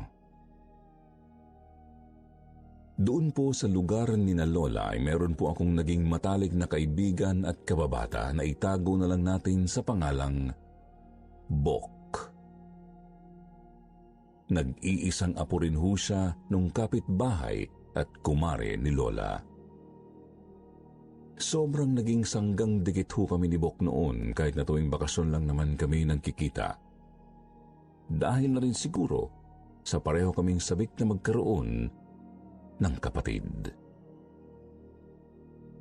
Kaya lang ho noong pareho na kaming nagbinata hindi na ako regular na makadalaw noon sa probinsya dahil naging busy na rin po ako sa mga pangyayari sa buhay ko.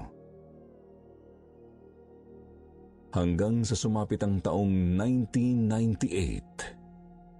Siguro mga nasa 25 anyos na ako noon nang maisipan kong umuwi sa probinsya at dun dalhin ang noon po ay live-in partner kong si Janet. Nagdadalang tao po kasi siya sa panganay namin ng mga panahong yun. At dahil masela ng kanyang pagbubuntis, pinayuhan kami ng doktor na ilayo muna siya sa polusyon at sa maingay na lugar ng Maynila.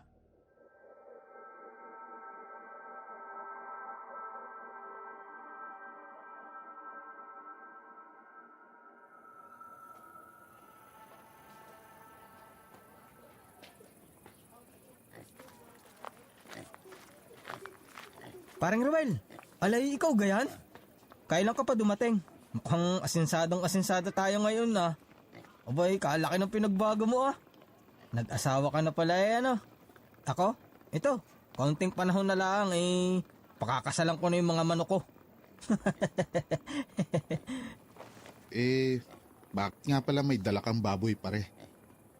Alaga mo rin? Nako, hindi. Birthday ko bukas. Maghahanda sana ako, kaya bumili ako ng baboy. Abay, malaki-laki rin yung panalo ko sa sabong nung isang araw. Ayun, tiba. Eksakto nga ang dating mo, pre. Invite kita sa handaan, ha. Isama mo yung girlfriend mo. Yung pinsan kong si Ate Mimi ang nagluluto. At siya lang naman ang kasama ko diyan sa bahay. Saka yung anak niyang binata na. Naalala mo pa naman siguro siya, no? Aba, ayos pala, no? Sige, pare.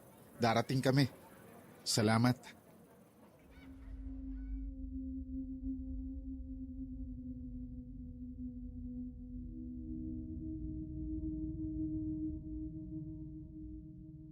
Ang totoo po, Sir Jupiter, medyo nanibago ako noon sa hitsura ni Bok nang muli kaming nagkita. Magkaedad lang naman kasi kami, pero kung ikukumpara ang mga hitsura namin ay para bang kailaki ho ng agwat ng edad naming dalawa. Malaki na ang tiyan ni Bok, sunog na rin ho ang balat, balbas sarado pa. Tapos tad-tad ng tato ang braso. Para siyang hindi binata kung titingnan. At nang sulyapan ko po ang bahay nila dati ng kanyang mga yumaong lolo't lola, ay nakita kong tad-tad ho ng panabong na manok ang kanilang bakuran. Hindi na lang po ako nag-react. Wala rin naman akong karapatang husgahan siya hindi ko lang maiwasang malungkot para sa naging kinahantungan ng buhay ng kaibigan ko. Parang bigla ho akong naawa sa kanya noon. Lalo na nang marinig ko sa mga kapitbahay na dati na po pala siyang nakulong dahil mahilig siyang makipagbasag ulo. Napailing na lang ako, Sir Jupiter. Pagkatapos ay umuwi na ho ako sa amin.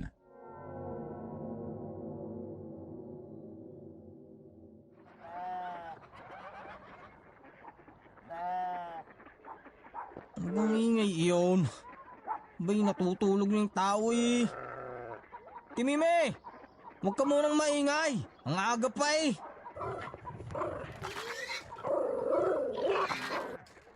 Ano bang tunog yun?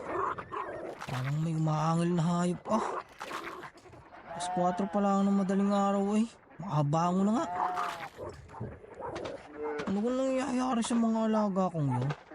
Kaaga pa lang eh. Napakaingay na. Teka, ano ba ito? Punyeta! Sino gumawa sa mga alaga ko? Bok, ano gang nangyayari sa'yo? Abay, napakalakas ng bunganga mo'y kaaga-aga pa ah. Ate Mime, tingnan mo aring mga alaga ko. Tsaka aring baboy na binili ko. Bakit ganito ang mga ito? Sus Mariosep, bakit nagkaganyan yung mga hayop mo, Bok? Wakwak ang mga tiyan. Wasak ang mga laman loob. Parang kinalaykay ng mabangis na hayop. Tingnan mo, halos tuyo na tong dugo ng baboy. Nawawala na rin yung puso. Ang teteng naman oh. Ihahanda ko itong mga ito eh. Buisik. Sigurado ako, si Bandoy ang may gawa nito. Galit na galit sa akin yun nung natalo ng 20 mil sa sabong eh. Kalakas ng loob maghamon, alaypi ko naman pala. Patay sa akin yun pag nagkita kami. Paano yan, Bok? Sayang naman yung mga binili nating rekado kahapon para sa handa mo. Yan mo na, Ate Mimi. Katayin na natin ng tuluyan itong mga ito. Mainit-init pa naman eh. Kamamatay lang nito. Kakapiraso lang naman ang nabawas eh. Pwede pa yan.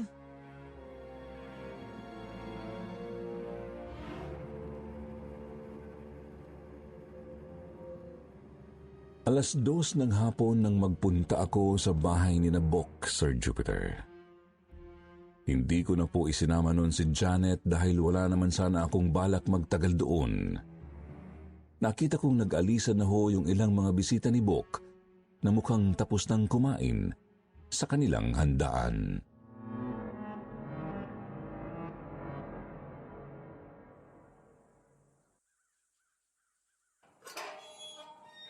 Hoy, paring Ruel. Kanina pa kita inaantay eh. Pre, halika. Pasok ka. Hindi mo isinama ang asawa mo? Nagpaiwan sa bahay, pre. Wala sa mood. Alam mo na, buntis kasi eh. Kung sa bagay. O siya, halika na't kumain ka muna pare. Tamang-tama, pinagtira kita ng baboy. Dahil balak kitang gawan ng kilawin. Digat paborito mo to ng mga bata pa tayo. Masarap na pulutan to pare. Tayo'y bumarek.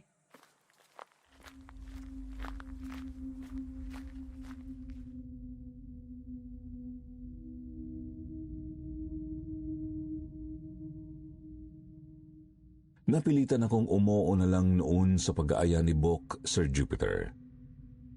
Pinagbigyan ko na lang ho dahil birthday niya naman eh.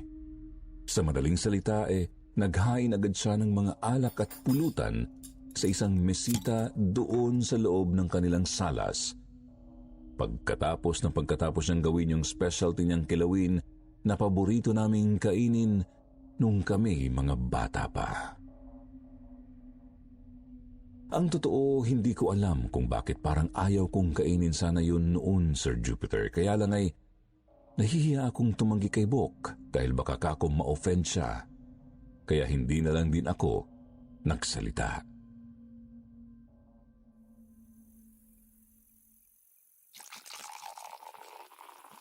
Mabuti na lang pare at dumating ka. Nagkaroon ako ng kainuman sa wakas. O bakit? Di ba marami ka namang kabarkada rito, pre? Nasaan na? Nako, ayaw kong makipagbarikan sa mga plastik. Alam mo ga, muntik pa ako mawala ng handa. Dahil kanina, nakita ko may pumatay dito sa mga alaga kong manok. Pati doon sa isang malaking baboy na binili ko. Buti na lang at laman loob at dugo lang ang nadala ng damuho. Ha? Sino naman ang gagawa nun? Bahi sino pa ga? Eh di isa dyan sa mga kahangga natin. Eh lahat yata ng mga yan ay may galit sa akin eh. Paano daming-dami ng tsismusa dito? Pag naman mga pinatulan mo eh, sila pang may ganang magreklamo dun sa barangay. Abay ilang beses na nga ako inireklamo ng mga hiniupak na yan. Pero alam mo, ang hinala ko talagang gumawa nun ay si Bandoy. Yung natalo ko sa sabong. Eh hindi siguro matanggap na natalo siya ng manok ko. Kaya yung ihahanda kong pinagdiskitahan niya. Bakit? Ano ba yung kapitbahay mo? Aswang?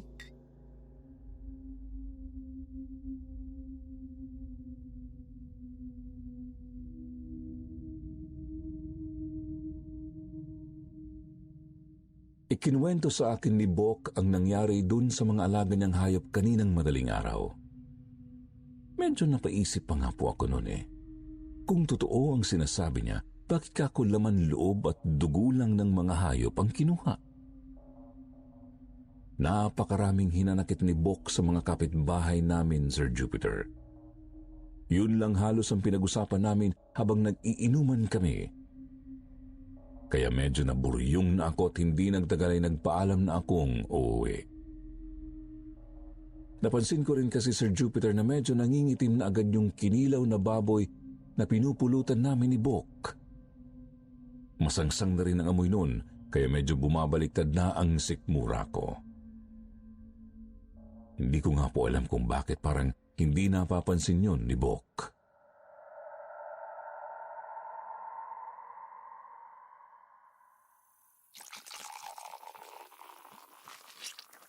Bok, sige, uwi na ako. Medyo pinagsasaktan na ako ng tiyan eh. Nabigla yata ako sa alak. Gayong ga pare. Sige, ingat ka pare. Kamusta mo na lang ako sa asawa mo?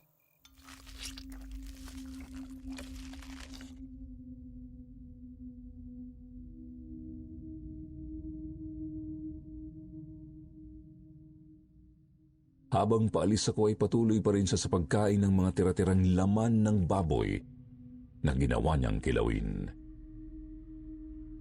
Kumalabog din bigla ang dibdib ko nang banggitin niya ang asawa ko dahil nakita kong parang biglang nag-iba yung kulay ng mga mata niya.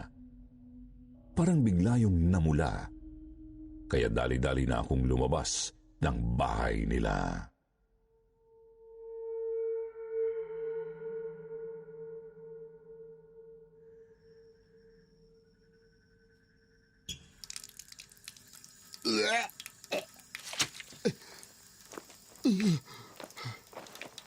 Sino ba kasing may sabing uminom ka, Ruel?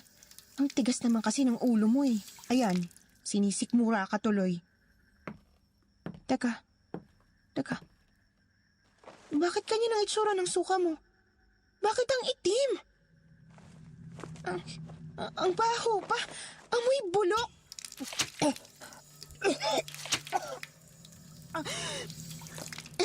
Ano ba kinain mo doon? Hindi ko alam.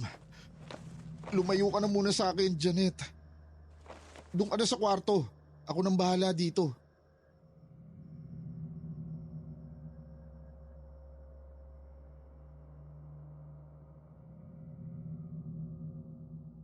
Takang-taka ako noon sa sarili ko, Sir Jupiter. Talagang ang tindi ng nararamdaman kong paninikmura noon. Kahit nga po ako nandiri din nang makita kong kulay itim yung likidong isinuka ko. Napakasamlang ng hitsura noon at nakakadiri. Lalo pa akong nagtaka noon, Sir Jupiter, nang maya-maya po habang naghihilamos ako ay napansin kong may kakaiba doon sa kwintas na palagi kong suot. Yung anting-anting na ibinigay sa akin ng yumao kong lola, Sir Jupiter. Bigla ho kasing nangitim ang tansong palawit noon. Parang biglang nabulok at isa lang ang ibig sabihin nun.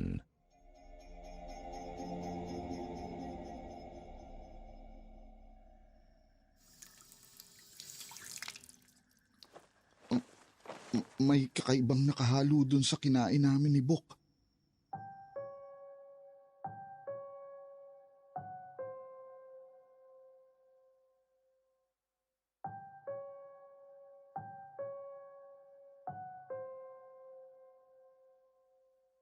Bigla pong nanlaki ang mga mata ko noon, Sir Jupiter, kasabay ng sunod-sunod na pagkatok na narinig ko mula sa pintuan ng bahay namin. May anting-anting ako, Sir Jupiter. Kaya alam kong hindi dapat ako basta-basta tatablan ng kung anumang lason na nakahalo sa kinain ko kung hindi yun ganon kalakas. Paring Ruel! Paring Ruel!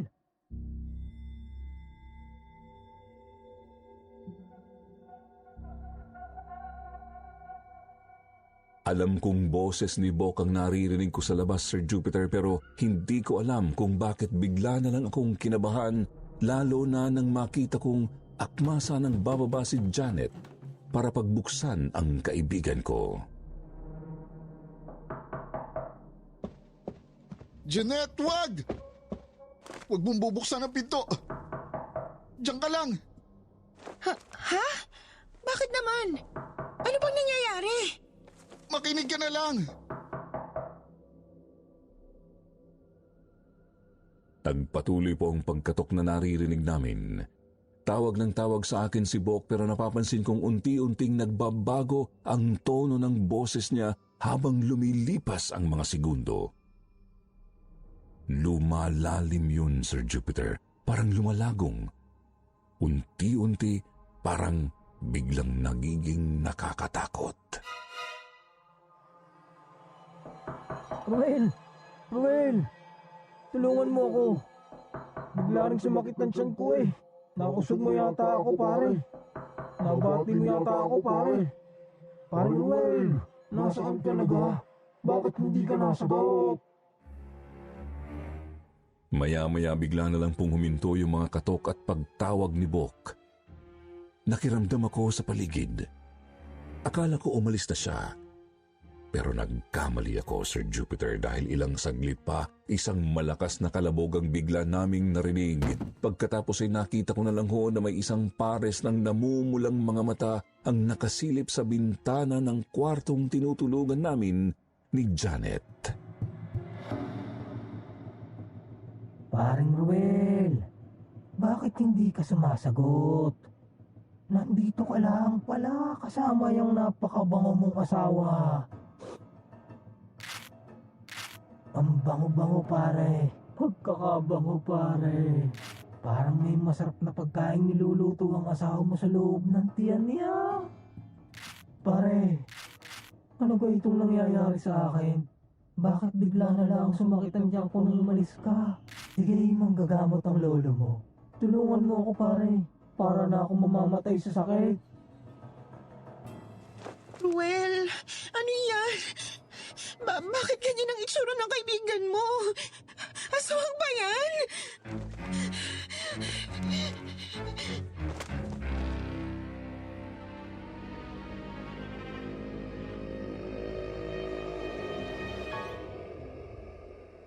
Gulat na gulat ako, Sir Jupiter, nang makita kong parang asong ulol na naglalaway si Bok habang nakasampa siya doon sa may bubungan namin at nakasilip sa bintana ng kwarto. Kahit po si Janet ay nanigas sa likuran ko at halos mahimatay na sa takot.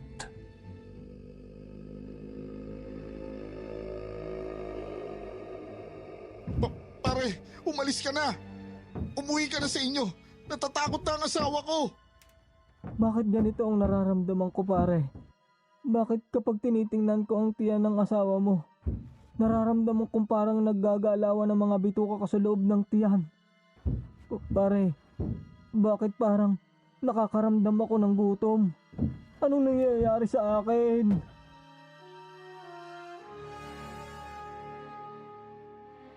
Sa sinabing yun ni Bok, nakumpirma ko na agad ang hinala ko, Sir Jupiter. Ganun-ganun nga ang sinabi sa akin ni Lola noon. Ganun daw talaga ang magiging epekto sa tao kapag nakakain ka ng putahe o inuming hinaluan ng laway ng aswang. Yung laway na nakakahawa, Sir Jupiter. At sigurado akong nandun yun sa tira-tirang laman ng baboy na ginawang kilawin ni Bok. Bok, hindi kapitbahay ang tumira sa mga alaga mo kaninang madaling araw. Sa palagay ko, pare, aswang yun. At nahawa ka sa laway na naiwan doon sa laman ng baboy. Kitang-kita ko, Sir Jupiter, na bigla na lang pong nanlaki ang mata ni Bok. Nagulat siya sa sinabi ko habang sinasalo yung laway niya na patuloy pong tumutulo mula sa bibig niya. Para siyang maiiyak. Para siyang mababaliw at hindi niya alam ang gagawin. Pare, tulungan mo ako. Ayoko magkaganito. Pare, sige na. Tulungan mo na ako. Pasensya ka na, paring Bok. Hindi ako kasing galing ng lola ko. Hindi niya itinuro sa akin kung paano ka pagagalingin. Hindi kita matutulungan. Bakit? Bakit? Di kayo dalawa naman tayong kumain noon. Bakit ako lang ang nagkaganito?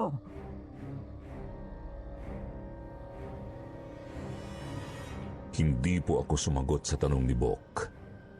Napaatras lang ako at iniharang ko palalo ang sarili ko kay Janet dahil nakita kong bigla na lang niyugyug ni Bok yung mga bakal na parilyang nagsisilbing harang ng bintana namin at halos mabunot niya na yun.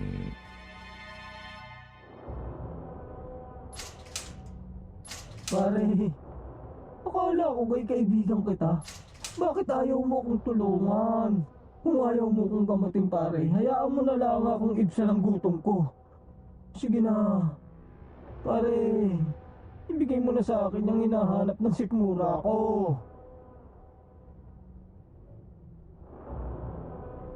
Sir Jupiter, kitang-kita ko ho nang maglanding ang tingin ni Bok sa tiyan ni Janet pagkatapos niyang sabihin yun.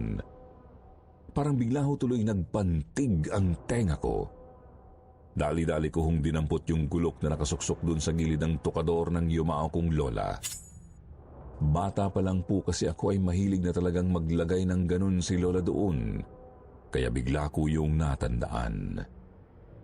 Nakita ko naman ho na natakot si Bok nang makita niya yun. Napaatras siya pero hindi pa rin siya umalis hanggang sa... Hoy, sino ka? Anong ginagawa mo dyan sa bubong? Magnanakaw ka, no? Narinig ko ho na bigla na lang may sumigaw dun sa labas. Parang may lalaking napadaan. Tapos nakitang may nakasampa doon sa bubungan namin kaya sinita niya ito sa pag-aakalang magnanakaw yun. Ikinagulat yun ni Bok, Sir Jupiter. Kaya dali-dali itong tumakbo at nagsimulang tumalon ng matataas palayo. Nang sumilip ako sa bintana, nakita kong nanlalaki ang mata ni Bandoy nang mapagtanto niyang hindi pala normal na tao yung sinita niya kundi isang aswang.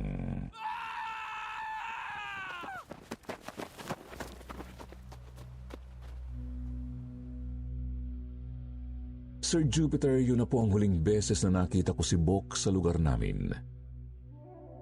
Pagkatapos po kasi ng araw na yun, bigla na lang siyang nawala. At wala ni isa mang makapagsabi kung saan siya nagpunta. Ang inisip nga po ng lahat baka raw napagtripan na yun o na-salvage sa dami ng naging kaaway nito. Kahit kailan naman po kasi ay hindi ako nagsalita tungkol sa totoong nangyari sa kanya, Sir Jupiter. Dahil bukod sa alam kong mahirap itong paniwalaan, ay may natitira pa rin akong awa para sa kaibigan kong hindi ko man lang nagawang tulungan. Hindi ko na po alam kung ano na ang nangyari sa kanya o kung nasaan siya ngayon. Pero hiling ko lang simula pa noon na sana ay naging mabuti rin kalaunan ang kalagayan ni Bok. Sana ho, nakahanap siya ng taong tutulong sa kanya at sana tulad ko ay naging maayos na rin po sa wakas ang buhay niya.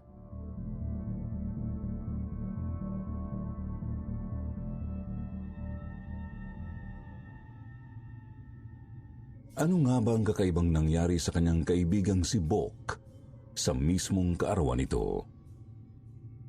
Bakit ayon sa kanya ay may dumalo raw sa kanilang selebrasyon na hindi naman imbitado at nakikain pa ng kanilang handa?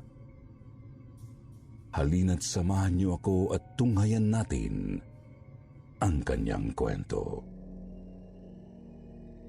Binabati ko po ang lahat ng nakikinig ngayon dito sa channel niyong Kwentong Takip Silim. Isa po ako sa matagal ng taga-subaybay ng inyong channel, Sir Jupiter, na ngayon ay magbabahagi na rin sa wakas ng sarili kong karanasan. Itago niyo na lang po ako sa pangalang Ruel. Isang 50 anyos na arkitekto dito lang po sa Maynila. Ang kwento pong ibabahagi ko sa inyo ngayon ay isang tunay na pangyayaring nasaksihan mismo ng mga mata ko. May mahigit 2 dekada na rin po siguro noon ang nakalilipas. Simula pagkabata ko, Sir Jupiter, tuwing sasapit ang bakasyon namin sa eskwela, ay umuuwi kami sa probinsya ng lola ko sa Batangas at doon ako iniiwan ni nanay. Dahil po doon, Sir Jupiter, ay naging napakalapit ko sa lola ko na isang kilalang manghihilot at manggagamot noon sa kanilang lugar. Siya po ang nagbigay sa akin ng anting-anting na ang sabi niya ay magbibigay daw po sa akin ng proteksyon pagdating ng araw. Isa po yung kwintas na may pabilog na pendant na gawa sa tanso, kung saan may nakaukit na mga imahe at salitang hindi ko naman maintindihan kung ano. Basta bata pa lang ako ay palagi ko nang suot-suot yun at hindi yun nawala sa akin hanggang sa tumanda ako. Doon po sa lugar ni na Lola ay meron po akong naging matalik na kaibigan at kababata na itago na lang natin sa pangalang Bok.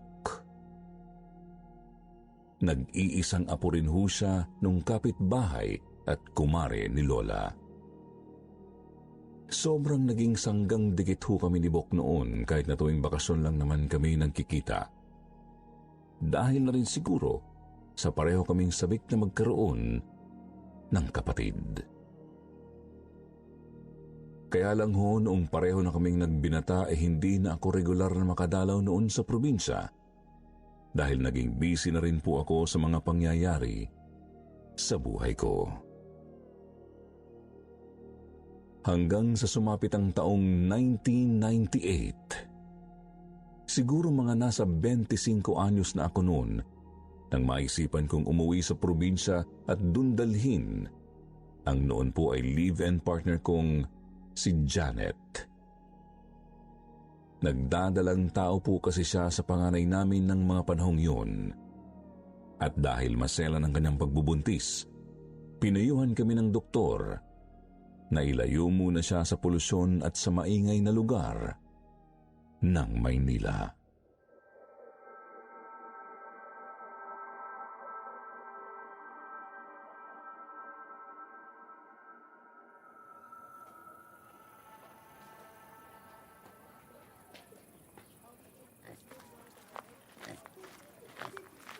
Parang Ruel, alay ikaw gayan? Kailan ka pa dumating? Mukhang asinsadong-asinsada tayo ngayon na. Abay, kalaki ng pinagbago mo ah. Nag-asawa ka na pala ano. Ako? Ito, kaunting panahon na lang pakakasalan ko na yung mga manok ko. Bakit nga pala may dala kang baboy pare? Alaga mo rin? Nako, hindi. Birthday ko bukas. Maghahanda sana ako kaya bumili ako ng baboy. Abay, malaki-laki rin yung panalo ko sa sabong nung isang araw. Ayun, tiba. Eksakto nga ang dating mo, pre. Invite kita sa handaan, ha. Isama mo yung girlfriend mo.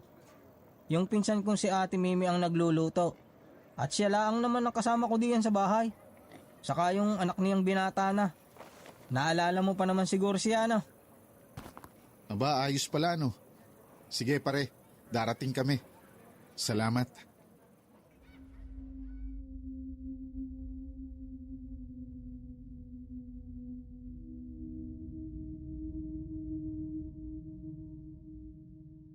Ang totoo po, Sir Jupiter, medyo nanibago ako noon sa hitsura ni Bok nang muli kaming nagkita. Magkaedad lang naman kasi kami, pero kung ikukumpara ang mga hitsura namin ay parabang kailaki ho ng agwat ng edad naming dalawa. Malaki na ang tiyan ni Bok, sunog na rin ho ang balat, balbas sarado pa. Tapos tad-tad ng tato ang braso. Para siyang hindi binata kung titingnan. At nang sulyapan ko po ang bahay nila dati ng kanyang mga yumaong lolo't lola, ay nakita kong tad-tad ho ng panabong na manok ang kanilang bakuran. Hindi na lang po ako nag-react. Wala rin naman akong karapatang husgahan siya. Hindi ko lang maiwasang malungkot para sa naging kinahantungan ng buhay ng kaibigan ko. Parang bigla ho akong naawa sa kanya noon. Lalo na nang marinig ko sa mga kapitbahay na dati na po pala siyang nakulong dahil mahilig siyang makipagbasag ulo. Napailing na lang ako, Sir Jupiter. Pagkatapos ay umuwi na ho ako sa amin.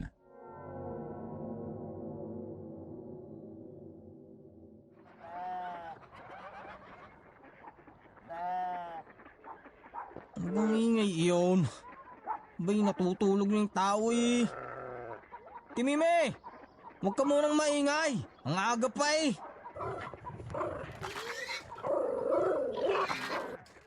Ano bang tunog yun? Parang may umaangil na hayop ah. Alas 4 pa lang ng madaling araw eh. Makabango na nga. Ano bang nangyayari sa mga alaga kong yun? Kaaga pa lang eh. Napakaingay na. Teka, ano ba ito? Punyeta! Sino gumawa nito sa mga alaga ko? Bok, anong gang nangyayari sa'yo? Abay, napakalakas ng bunganga mo'y kaaga-aga pa ah. Ate Mime, tingnan mo aring mga alaga ko. Tsaka aring baboy na binili ko. Bakit ganito ang mga ito? Ay, Sus Mariosep, bakit nagkaganyan yung mga hayop mo, Bok? Wakwak ang mga tiyan. Wasak ang mga laman loob. Parang kinalaykay ng mabangis na hayop. Tingnan mo, halos tuyo na tong dugo ng baboy. Nawawala na rin yung puso. Ang teteng naman oh. Ihahanda ko itong mga ito eh. Buisik. Sigurado ako, si Bandoy ang may gawa nito. Galit na galit sa akin yun nung natalo ng 20 mil sa sabong eh. Kalakas ng loob maghamon, alippi ko naman pala. Patay sa akin yun pag nagkita kami. Paano yan, Bok? Sayang naman yung mga binili nating rekado kahapon para sa handa mo. Yan mo na, Ate Mimi. Katayin na natin ng tuluyan nitong mga ito. Mainit-init pa naman eh. Kamamatay lang nito. Kakapiraso lang naman ang nabawas eh. Pwede pa yan.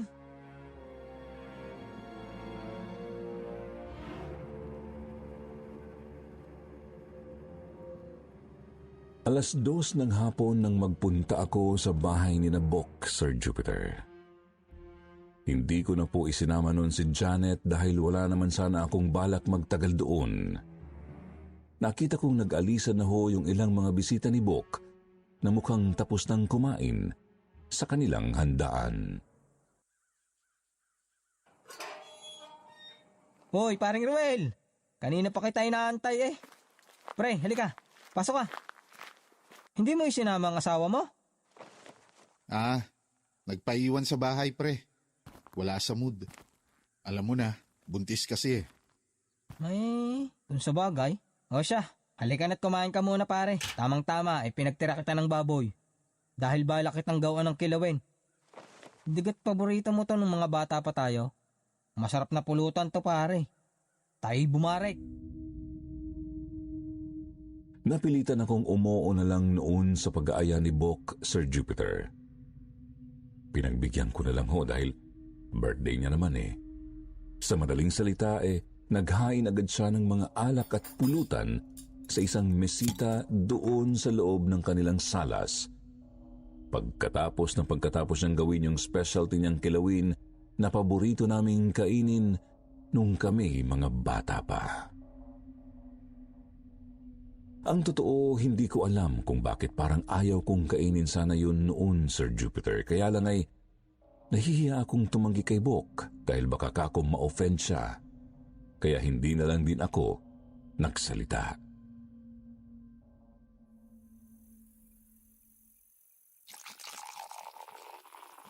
Mabuti na lang pare at dumating ka. Nagkaroon ako ng kainuman sa wakas. O bakit? Di ba marami ka namang kabarkada rito, pre? Nasaan na? Nakaw, ayaw kong makipagbarikan sa mga plastik. Alam mo ga, muntik pa ako mawala ng handa. Dahil kanina, nakita ko may pumatay dito sa mga alaga kong manok. Pati doon sa isang malaking baboy na binili ko. Buti na lang at laman loob at dugo lang ang nadala ng damuho. Ha? Sino naman ang gagawa nun? Bahi sino pa ga? Di isa dyan sa mga kahangga natin. Lahat yata ng mga yan ay may galit sa akin eh. Paano daming-dami ng tsismusa dito? Pag naman mga pinatulan mo sila pang may ganang magreklamo dun sa barangay. Ilang beses na nga ako inireklamo ng mga hinayupak na yan. Pero alam mo, ang hinala ko talagang gumawa nun si Bandoy. Yung natalo ko sa sabong. Hindi siguro matanggap na natalo siya ng manok ko. Kaya yung ihahanda kong pinagdiskitahan niya. Bakit? Ano ba yung kapitbahay mo? Aswang?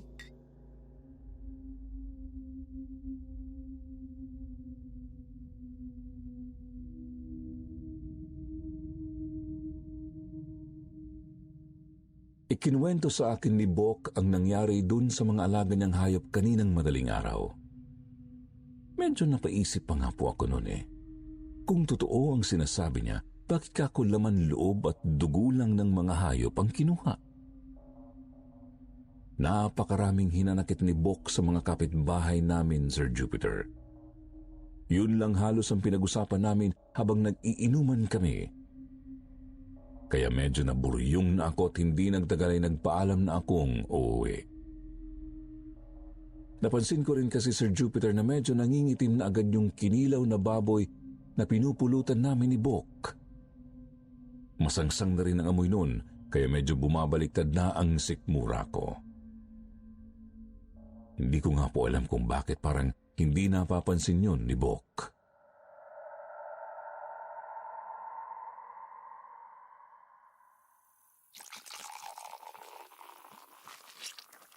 Bok, sige, uwi na ako. Medyo pinagsasaktan na ako ng tiyan Nabigla yata ako sa alak. Gayong ga pare. Sige, ingat ka pare. Kamusta mo na lang ako sa asawa mo?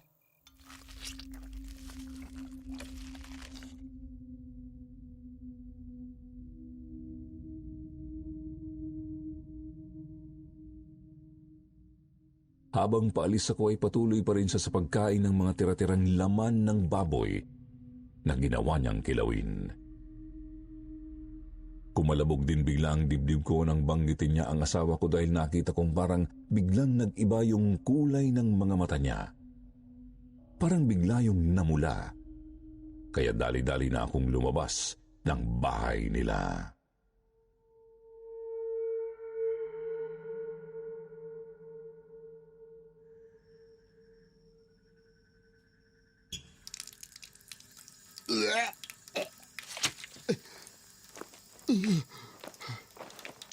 Sino ba kasing may sabing uminom ka, Ruel? Ang tigas naman kasi ng ulo mo Ayan, sinisikmura ka tuloy. Teka. Bakit kanya ng itsura ng suka mo? Bakit ang itim? Ang baho pa. Amoy bulok.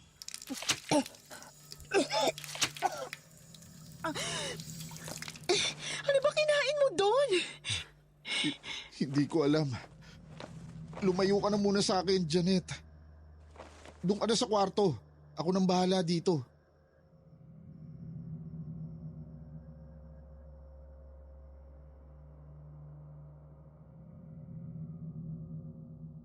Takang-taka ako noon sa sarili ko, Sir Jupiter. Talagang ang tindi ng nararamdaman kong paninikmura noon. Kahit nga po ako nandiri din nang makita kong kulay itim yung likidong isinuka ko. Napakasamlang ng hitsura noon at nakakadiri.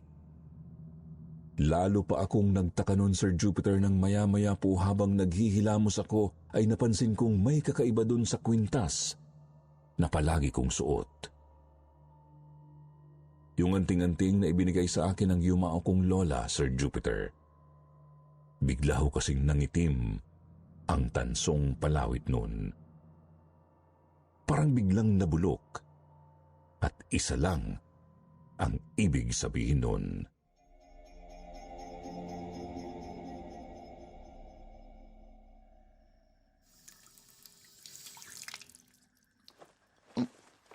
May kakaibang nakahalo dun sa kinain namin ni Bok.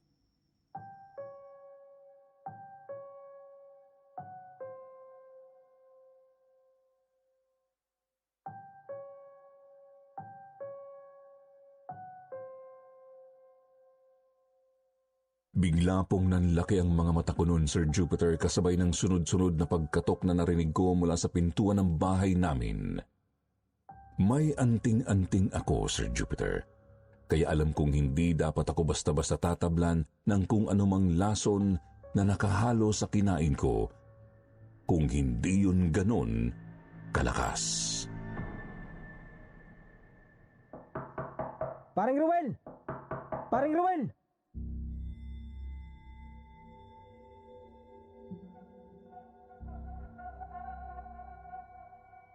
Alam kong boses ni Bok ang naririnig ko sa labas, Sir Jupiter, pero hindi ko alam kung bakit bigla na lang akong kinabahan, lalo na nang makita kong akmasa ng bababa si Janet para pagbuksan ang kaibigan ko.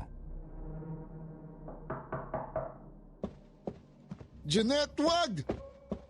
Huwag mong bubuksan ang pinto. Diyan ka lang. Ha? Bakit naman? Ano bang nangyayari? Makinig ka na lang. Nagpatuloy po ang pagkatok na naririnig namin. Tawag ng tawag sa akin si Bok, pero napapansin kong unti-unting nagbabago ang tono ng boses niya habang lumilipas ang mga segundo. Lumalalim yun, Sir Jupiter. Parang lumalagong. Unti-unti, parang biglang nagiging nakakatakot. Ruel! Ruel! Tulungan mo ako. Bigla rin sumakit ng tiyan ko eh. Nakusog mo yata ako, pare. Nabati mo yata ako, pare. Pare Ruel, nasaan ka na ba? Bakit hindi ka nasagot? Maya-maya bigla na lang pong huminto yung mga katok at pagtawag ni Bok. Nakiramdam ako sa paligid. Akala ko umalis na siya. Pero nagkamali ako, Sir Jupiter, dahil ilang saglit pa, isang malakas na kalabog ang bigla naming narinig. Pagkatapos ay nakita ko na lang ho na may isang pares ng namumulang mga mata ang nakasilip sa bintana ng kwartong tinutulugan namin ni Janet. Paring Ruel, bakit hindi ka sumasagot? Nandito ka lang pala kasama yung napakabango mong asawa. Ang bango-bango, pare. Pagkakabango, pare. Parang may masarap na pagkain niluluto ang asawa mo sa loob ng tiyan niya. Pare, ano ba itong nangyayari sa akin? Bakit bigla na lang sumakit ang tiyan ko nung umalis ka? Sige, manggagamot ang lolo mo. Tulungan mo ako, pare. Para na ako mamamatay sa sakit. Ruel, ano yan? Bakit ganyan ang itsura ng kaibigan mo? Aswang ba yan?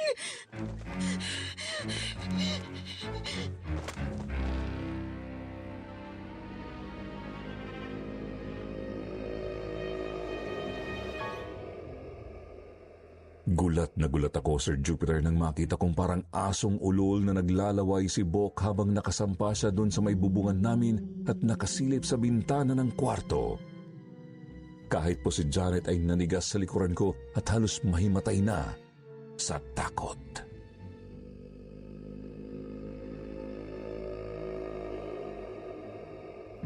Pare, umalis ka na. Umuwi ka na sa inyo. Natatakot na ang asawa ko. Bakit ganito ang nararamdaman ko, pare? Bakit kapag tinitingnan ko ang tiyan ng asawa mo, nararamdaman kong parang naggagalawan ng mga bituka ko sa loob ng tiyan? Pare, bakit parang nakakaramdam ako ng gutom? Anong nangyayari sa akin?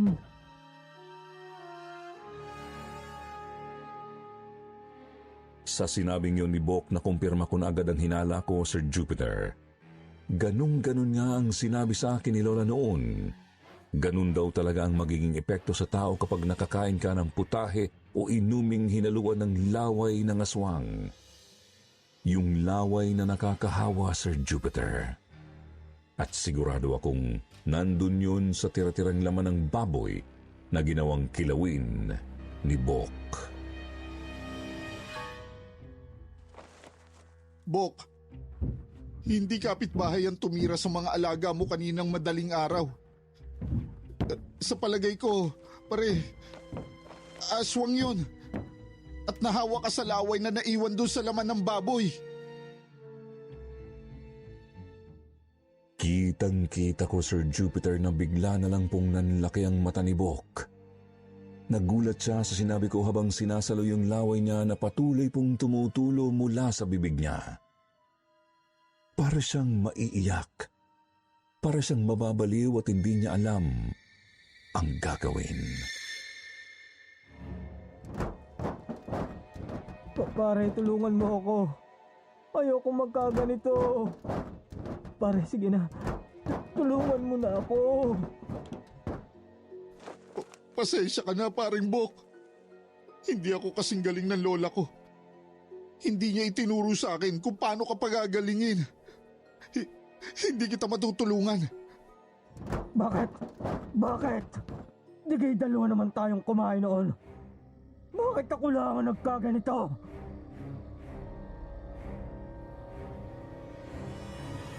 Hindi po ako sumagot sa tanong ni Bok.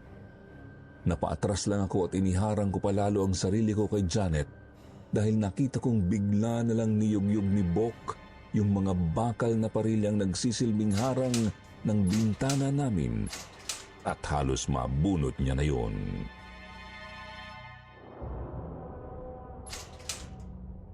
Pare, akala ko kay kaibigan kita. Bakit ayaw mo kong tulungan? Kung ayaw mo kong gamatin, pare, hayaan mo na lang akong ibsan ang gutom ko. Sige na. Pare, ibigay mo na sa akin yung hinahanap ng sikmura ko.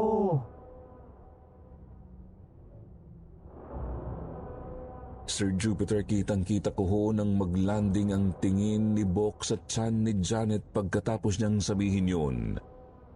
Parang bigla ho tuloy nagpantig ang tenga ko. Dali-dali ko hong dinampot yung gulok na nakasuksok dun sa gilid ng tukador ng yumao kong lola. Bata pa lang po kasi ako ay mahilig na talagang maglagay ng ganun si lola doon. Kaya bigla ko yung natandaan.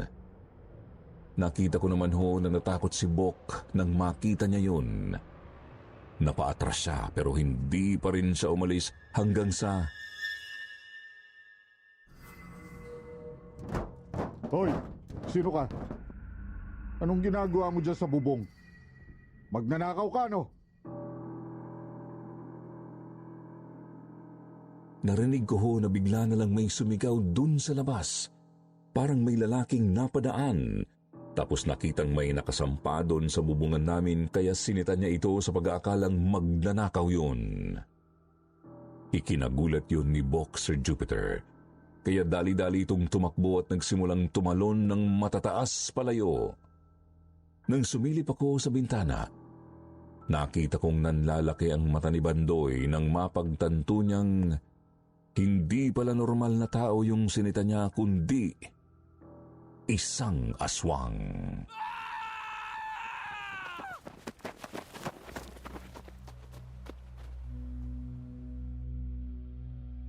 Sir Jupiter, yun na po ang huling beses na nakita ko si Bok sa lugar namin. Pagkatapos po kasi ng araw na yun, bigla na lang siyang nawala. At wala ni isa mang makapagsabi kung saan siya nagpunta. Ang inisip nga po ng lahat baka raw napagtripan na yun o na-salvage sa dami ng naging kaaway nito. Kahit kailan naman po kasi ay hindi ako nagsalita tungkol sa totoong nangyari sa kanya, Sir Jupiter. Dahil bukod sa alam kong mahirap itong paniwalaan, ay may natitira pa rin akong awa para sa kaibigan kong hindi ko man lang nagawang tulungan. Hindi ko na po alam kung ano na ang nangyari sa kanya o kung nasaan siya ngayon. Pero hiling ko lang simula pa noon na sana ay naging mabuti rin kalaunan ang kalagayan ni Bok. Sana ho, nakahanap siya ng taong tutulong sa kanya at sana tulad ko ay naging maayos na rin po sa wakas ang buhay niya.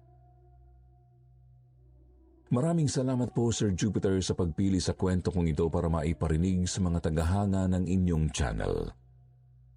Hanggang dito na lang po ang aking kwento. Lubos na gumagalang, Ruel.